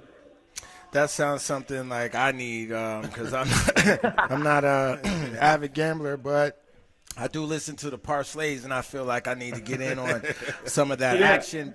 But it sounds like, bowl season is some of those things to stay away from, especially, the more of the outskirt games. But then when you get to the Final Four, do they lock in and kind of match up more similar to suit because you figure most of the key players will want to be a part of that championship series? Yeah, 100%, right? I'll say this. All right, so let's take the bowl game tonight. All right, you've got the Gasparilla Bowl, Georgia Tech, and UCF. All right, it's in Tampa. It's basically a home game for UCF, and it's actually going to be a really good game. You've got two teams that are going to have pretty much their rosters ready to go. They both, care about it, and it's going to be a fun game. And what you want to do is look at sports books like BetMGM has different ways to go about it, right? Like if you don't want to play the spread of UCF minus 5.5, or you don't want to play the total, they have options. And one bet that I'm on tonight is UCF money line. So basically UCF to win the game, and then both teams to score 20 points or more, right? You can find all kinds of different combinations to go about it. It's definitely going to be an offensive game tonight. And then you look at the playoffs. All right, so you've got Alabama and Michigan, who I think Michigan has definitely been the most consistent team in the country, even dealing with Jim Harbaugh out twice. They haven't phased, man. That is a program and a culture that is for real. But then Alabama, you give Dick Saban a month to prepare for you, that's usually not good for other teams. I definitely like the over in that game. The low total there, I think both teams are going to be scoring, even though they're two good defenses. And then you look at Texas and Washington. All right, Texas, around a 5-point favorite, somewhere around there. Yep. I think Washington's skill players are better than Texas. But the problem is going to be Texas is better on the O-line. Texas is better on the D-line. The linebackers are for real, which and I think that their defense is going to get after Washington's O-line and Michael Penix Jr. at quarterback. So I roll with Texas in the second one, first game. Give me the over, Michigan, Alabama. You got anything, AB, before you have to run out of here, man, on the NFL you looking at? Monday night game or you whatever? were talking about the Titans and all the injuries. I heard Huck talking about that. Yeah. Play the under. There's going to be a lot of running the football between the Seahawks and the Titans. It'll be a good game. It'll be a tight matchup, man. You got some dudes out there definitely getting some reps that they've been begging for, some in their entire career, right? But it's going to be a lot of running the football. So, take that under 41.5. All right, man. Appreciate that, AB, man. Tell the people where they can find you. Or Seattle's going to put up 80. That's who. Well, don't say quarterback that. a situation of their own Come on, going on up there. Yeah, you can find me, at Sports like CBS Sports, but at the AB3 on YouTube. Check me out on there. It's definitely going to like it. Still at Alan G. Bell? Yep, that's it, man. Hey, man, happy holidays. Thanks, Enjoy AB. Christmas. We Appreciate appreciate the you, brother. insight. Hey, y'all too. I appreciate it. Y'all have a good one. No doubt, man. All right, coming back, man, right here on 3HL, we will dive into a little bit of this Titans and Cosell and Henry conversation. Babs got a couple of things she want to lead off with, and I think it'll be interesting. 615-737-1045. Feel free to weigh in. Nadia Nice list as well. Here we go. This is 3HL. Did we ever put anything on the nice? I don't think that's important. Lamar Jackson, I think, did. Yeah.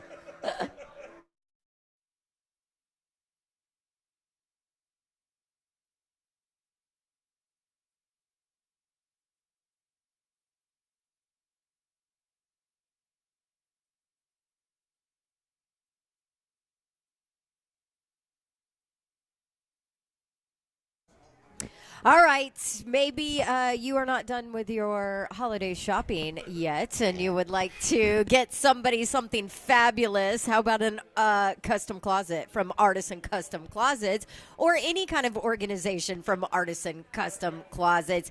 You can just give them a call today or tomorrow and just say, hey, look, I kind of dropped the ball, so I want to start this process and be the hero over the holiday season. Because here's the deal. They can build you a home office with a Murphy bed. They can find you garage storage solutions. They can do a pantry, a laundry room, and then, of course, they're great at show-stopping closets as well, or maybe a playroom. Maybe you need some organization in your playroom. Yes, Artisan Custom Closets can do that, too. So say goodbye to clutter. Perfect holiday gift for anybody. Get your free in-home consultation today. And if you tell them Dawn sent you, they'll give you 10% off, whatever your project is. Don't forget to ask about payment options, too. ArtisanCustomClosets.com. It's 615-800-2199. ArtisanCustomClosets.com.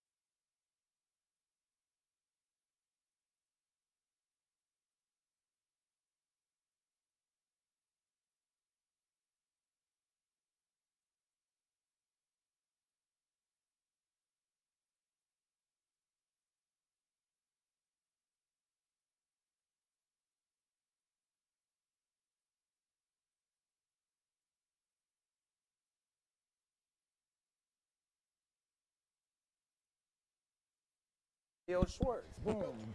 Holidays in Smashville are here. Preds at home for some great matchups throughout the new year. And the very first holiday game is on Saturday, tomorrow afternoon, versus the Dallas Stars. Not too late to get tickets.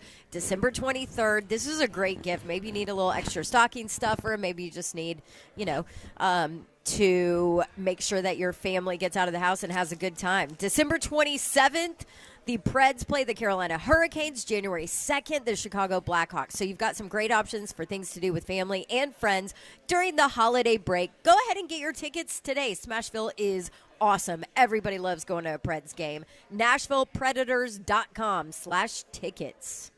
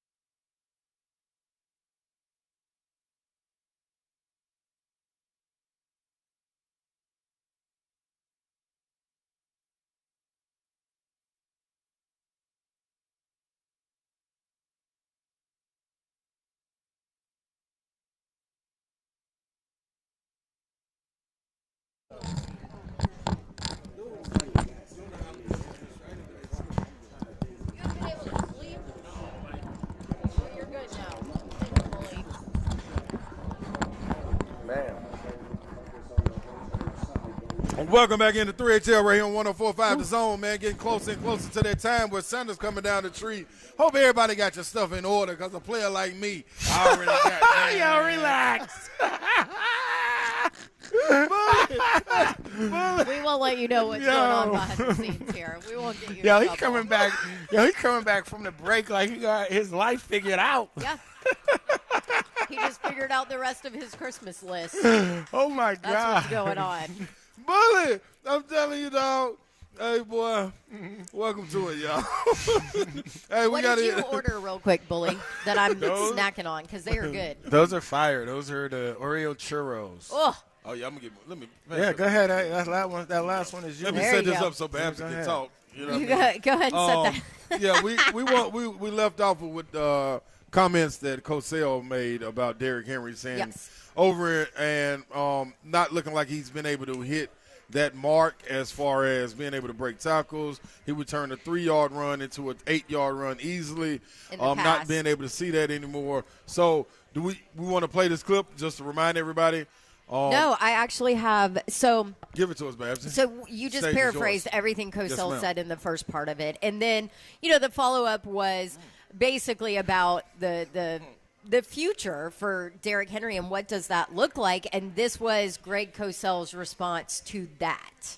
Derrick Henry is a back that you would have to commit to as a foundation back, okay? And he may not have the traits necessary to do that anymore at the level that's required if you're going to give a back the ball 18, 20 times.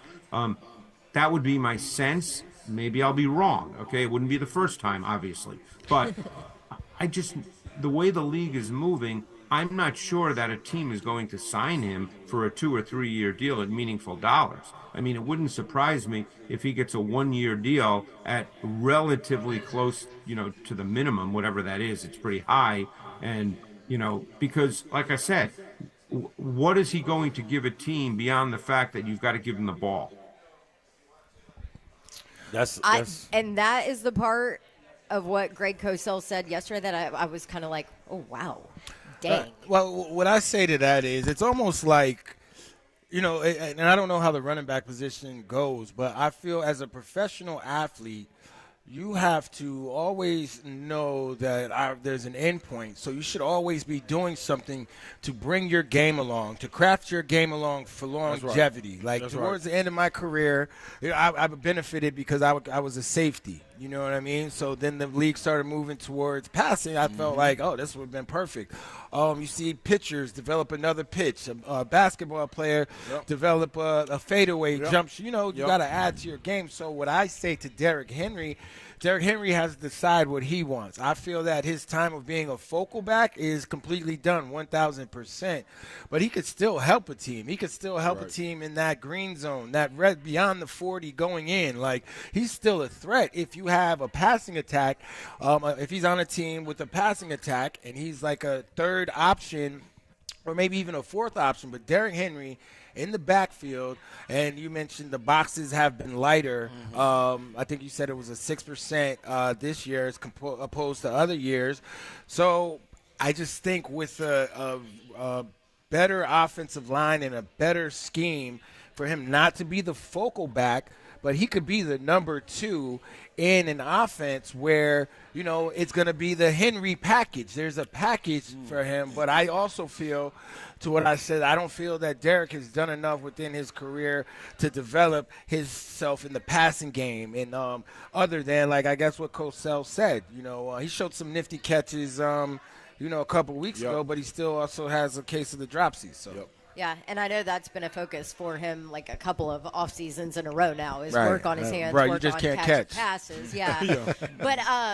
But so along those lines, Bully, and you're the kind of guy like you're super intelligent. You're very realistic about your body, about where you were at the end of the career. That's not always the case, though, with a lot of athletes that still think maybe they can be that foundation back. Like, what's the battle kind of with that in determining, like, okay, because I look at Ryan Tannehill, too, as an example as well. Like, next year, he's not a starting quarterback, right? Like, is he going to be okay? He thinks in his mind, I'm sure, that he's a starting quarterback somewhere? So this is a great question because I look at it like, let's just start with Derek, right? You see him after his press conference. He just had 20 touches for 9 yards, 4 of those being pass catches for -3 yards. Yeah. So it's like, I remember looking at a stat sheet, and I'd be like, wait, what? Only had half a tackle? And I played the whole game. That was never a stat, but it might have been like 2 tackles, and I played the whole game. So these final games for Derrick Henry is to see like if he still got it, because the way he answered that question after his presser on Sunday, I guess when they asked him whatever the question was, if they put much thought into the end of his, and he like yeah, well, this game you can't help but think of, I'm paraphrasing, but it was something along the lines of that, and it's like, dang. Am I weak? Like, do I still got it? Can I still? Because you hear the things, but when you're that guy, you're not worried about it. And I still feel Derrick Henry's that guy until he proves otherwise. But I think he and Ryan Tannehill, like, they know what they're – look, the line was bad in London. You know what I'm saying? Like, the line has been what it is. If you want to call it bad, it's needed help. I don't like to just call them bad because I know they're trying. That being said, relax. She's a savage. She's like, trying? You call that trying? That is not trying. That is garbage effort. With that being said, like, they're gearing up knowing what they're going to battle with, but now they're dealing with their own individual battles of, look, they got 3 games left. I'm about to go out here and show somebody my worth. Right. As an athlete, you never want to be counted out, especially as a pro. If you make it to the professionals, you always got it. So it's almost like what Drew Lock said. He's like, man, after his Monday night games, he never thought he would get the opportunity again and to get out. It was great. So I feel like this is the Derrick Henry and Ryan Tannehill moment to go out there, prove to themselves, the fan base, and all those things, to go out on a high note because, look, I know Ryan knows and feels he can still play in this league. I know Derek knows and feels he can still play in this league. Right.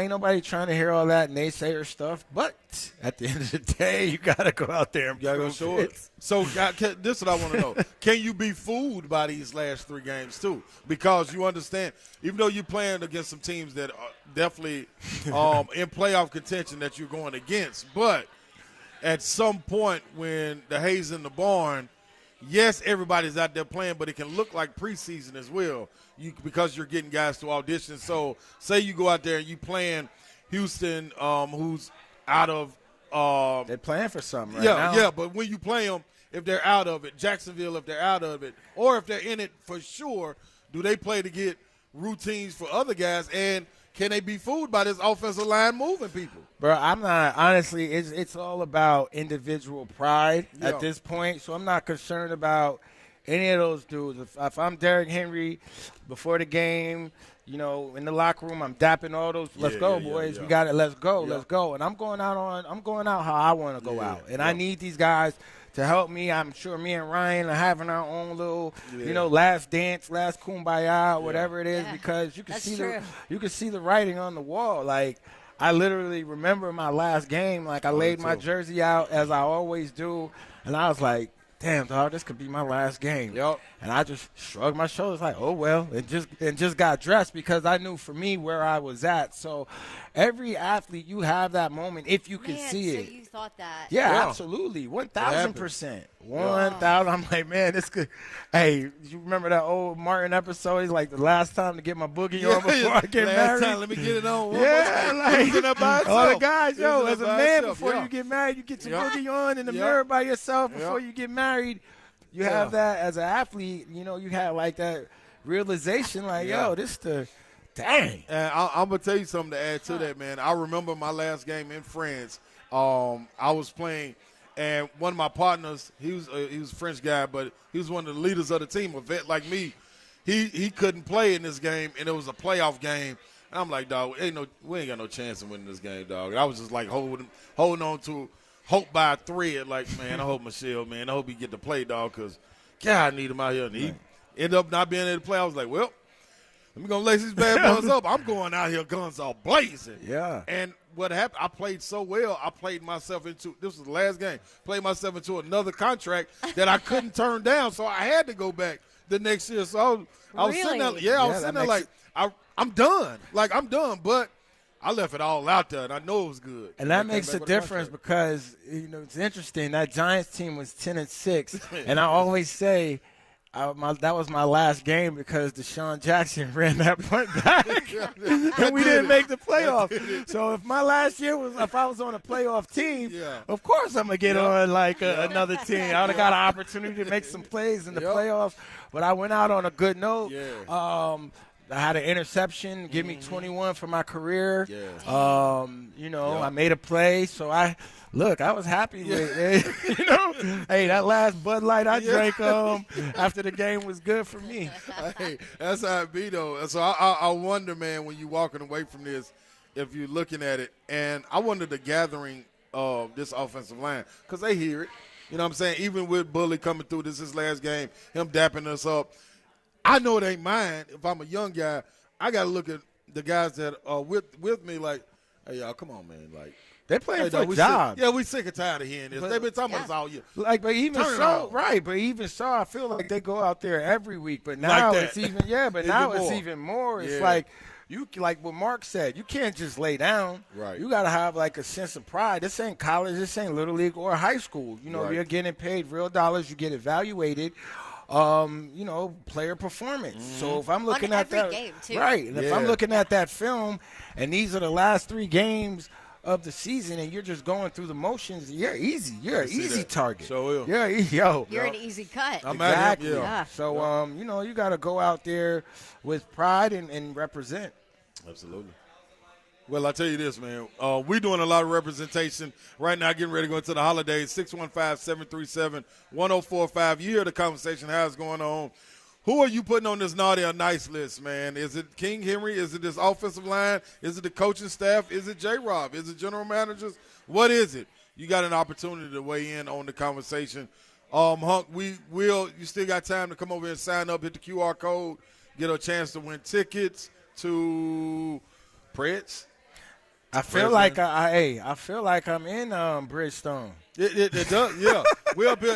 We got everything on but ice skates. Water. It's a little chilly now. Everything but ice skates. They've got the fire. We're at Cedar Creek Marina, by the way. Right. They've got the fire pits like right there. Everybody's sitting around them. What did I say yesterday? You weren't here. You weren't here.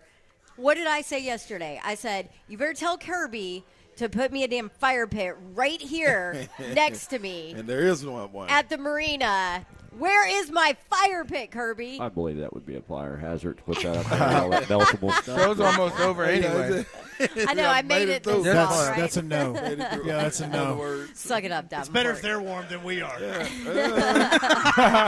At least they're warm. Yeah, we got like a big fire, like a bonfire going on in the middle. It looks fun and good. Very cozy. People got their sleeves rolled up and everything, just having a good time. Oh yeah, it's warm over there. I bet. It's really warm. It looks like it. And you also, like Slay was saying, you've got about 10 minutes or 15 minutes to get here for this Preds Party of 4 that we're going to be giving away. Not just tickets to the Preds, but third-row seats to go to a Preds game. And you also get some drink specials, a cocktail hour beforehand, all of that as well. So, but you have to be here. You got to sign in on the QR code.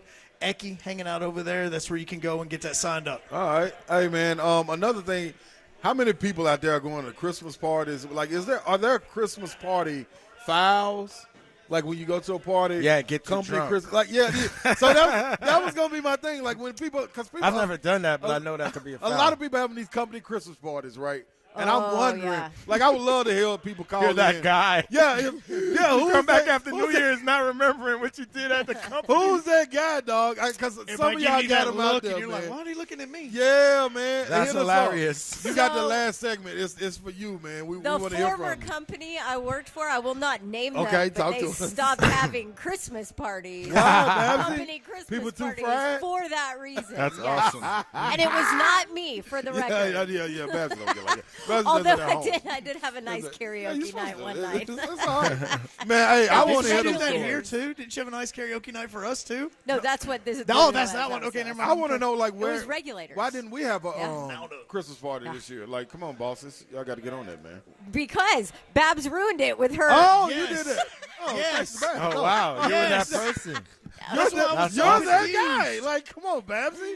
Wait a minute. And because you know what we do 24/7, Slay? What? We live on social media. That's true. Do you think this wouldn't get out on social No, we media? putting our phones up. Anybody come to any company, Christmas, anything, phones We have to going have like back. a Old school. Take it back to the 90s. Yeah, like it's That's over. right. Early No 2000s. Right when you walk in, there you got to sign an NDA. Put that phone up. That's right. Ain't no ifs, ands, or buts about it. Happens here is going to get out. That's when too much. you get that Damn camera out my face. And catch an Uber. Yeah, it's going down at these parties. Y'all got an opportunity, 615-737-1045. Call in. Get your naughty or nice list. Babsy, what you got for them? Peace. Hey, man, this is 3ATL. We'll be right back. Thanks, Blaine and Mickey.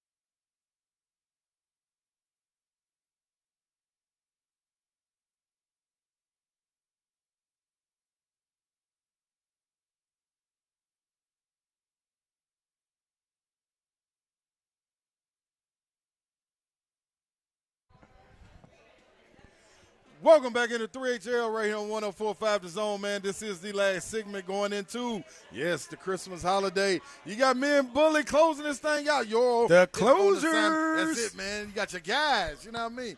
Bully and the Slay. Yeah, we got a Bully and the Slay. It don't get no better than that, man. It gets no better. No, I would like to know, man, like, you got anything that was memorable for Christmas for you, Bully? Because I think I have a reason the way I am.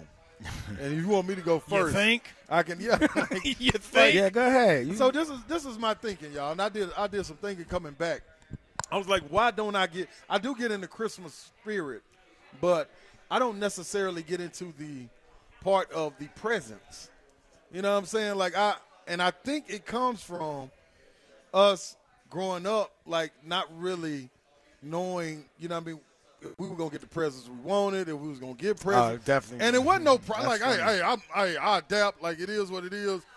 I know my mama did the best she could. You know what I mean? It is what it is. But at the same time, I felt like that throughout the year, I was going to get gifts, and it ain't got to be one day for me. Like, I was talking to Savage. I was like, man, Christmas feel like it's every day. Like, I'm blessed to do what I want to do, you know, when I want to do it, how I want to do it. How hard was it for you to put together like a Christmas list this year? It wasn't. No, I didn't. Seriously. Like, it wasn't. I mean, look, my kids' birthdays are in December, so they double dip. With that being said, it's kind of easy. Like, I almost forget that I got you. I just got them new televisions for their room. Oh, that's a gift. Yeah, that is. Hey, it could be your birthday or Christmas which gift. one you want? However you accept it. That's from dad. Like, that's from mom and dad. We're good. For me, growing up, you know, it wasn't until I went into foster care where I started to get like real good gifts. Because you know, everybody, especially the first couple years, everybody feel bad about your situation. I ain't feel bad. Right. Everybody from the CYO basketball team hooking you up. I'm like, man, Christmas is really like this. I was like, I love Christmas. Cool with this. But then as you get older, it just kind of like, you know, you don't need as much. And you buy what you want. Yeah, and I think my kids is starting to get to that point. My 16 and 14-year-old, my 10-year-old still with the toys. Yeah. Hey, we'll find out on Monday where my wife is at. You know what I'm saying? I don't know how she feels about it, but I know my gift game isn't as strong this year as it's been in the past. I'm like so that, dog. I have to get back to you on He'll answer next week. How she feels about what she got. See, well, you just she's getting something, though. Yeah. She's getting something. And I just and we getting our house remodeled. So I saw that. man. Yeah, I saw that. No, man, who was Buddy, man, that came in there playing that piano like that? Oh yeah, bro. Man, y'all don't follow Bully, man. I don't know if he really wants you to follow him, but follow him just love. Yeah, you can follow me. You might see it on K-Bull 53, man.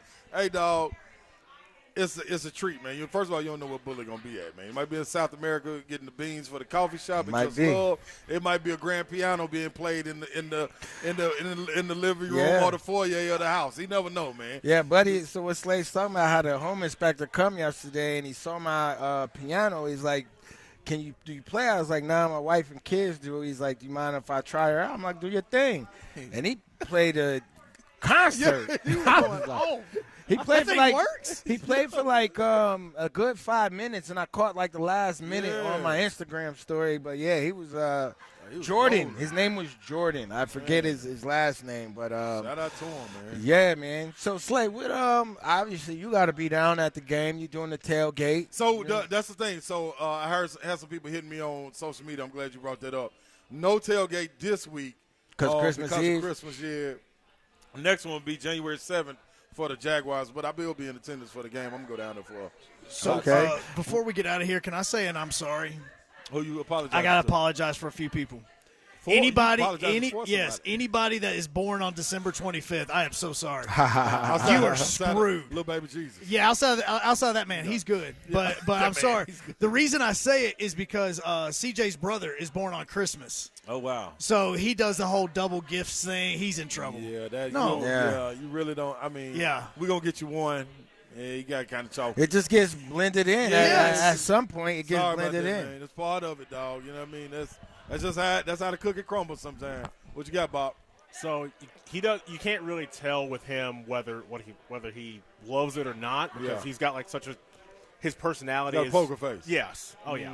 But we always make sure that he knows that he's loved and all that. So we do our best to double all that. We've always done that. So no doubt. We're a great family. Yeah. Happy birthday, big bro. That is, man. So my whole thing, man, is when you go into it, man. I'm not done shopping, bro. I'm not either. I'm not done. No, I got to go this I'm weekend. About to wrap It's it up 5:50. You know what? Sunday is actually buying me an extra day.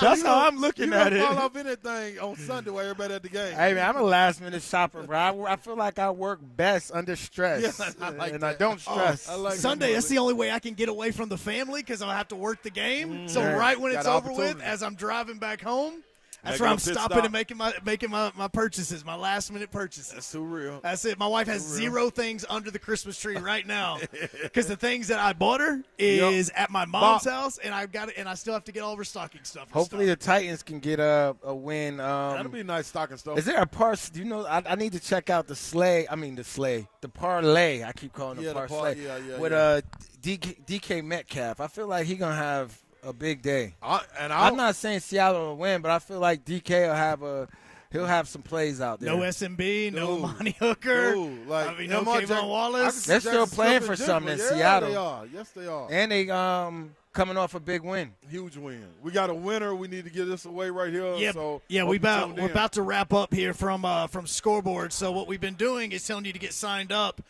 for a giveaway for a party of 4 tickets to go see the Preds. You will be sitting third row for the game. You'll also get to enjoy the pregame cocktail hour, and you'll get some drink tabs. Wow. Or drink vouchers. So you remember yesterday, every name I got was so easy to read. Yeah. So incredibly easy. Chicken scratch. Yeah, this first name I'm going to totally butcher, but her birthday is also December 29th. Oh. So happy early birthday to, I want to say, Christy Powell. Hey. Somebody scream. Hey. Happy birthday, Christy.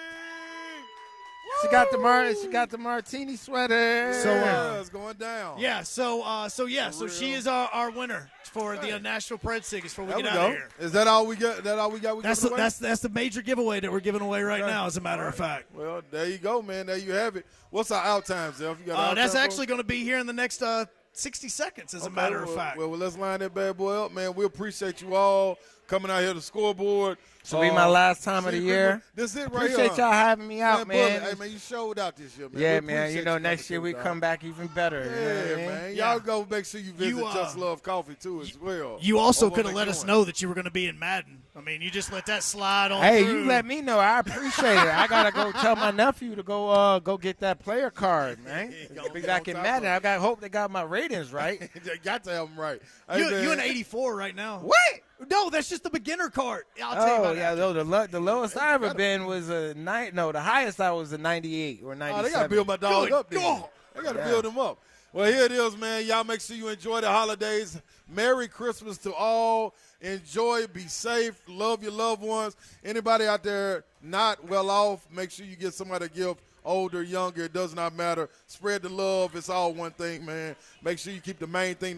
That's the man upstairs. Love you. We are out of this thing. Happy holidays. 3HL After Party coming up next, brought to you by Awaken 180.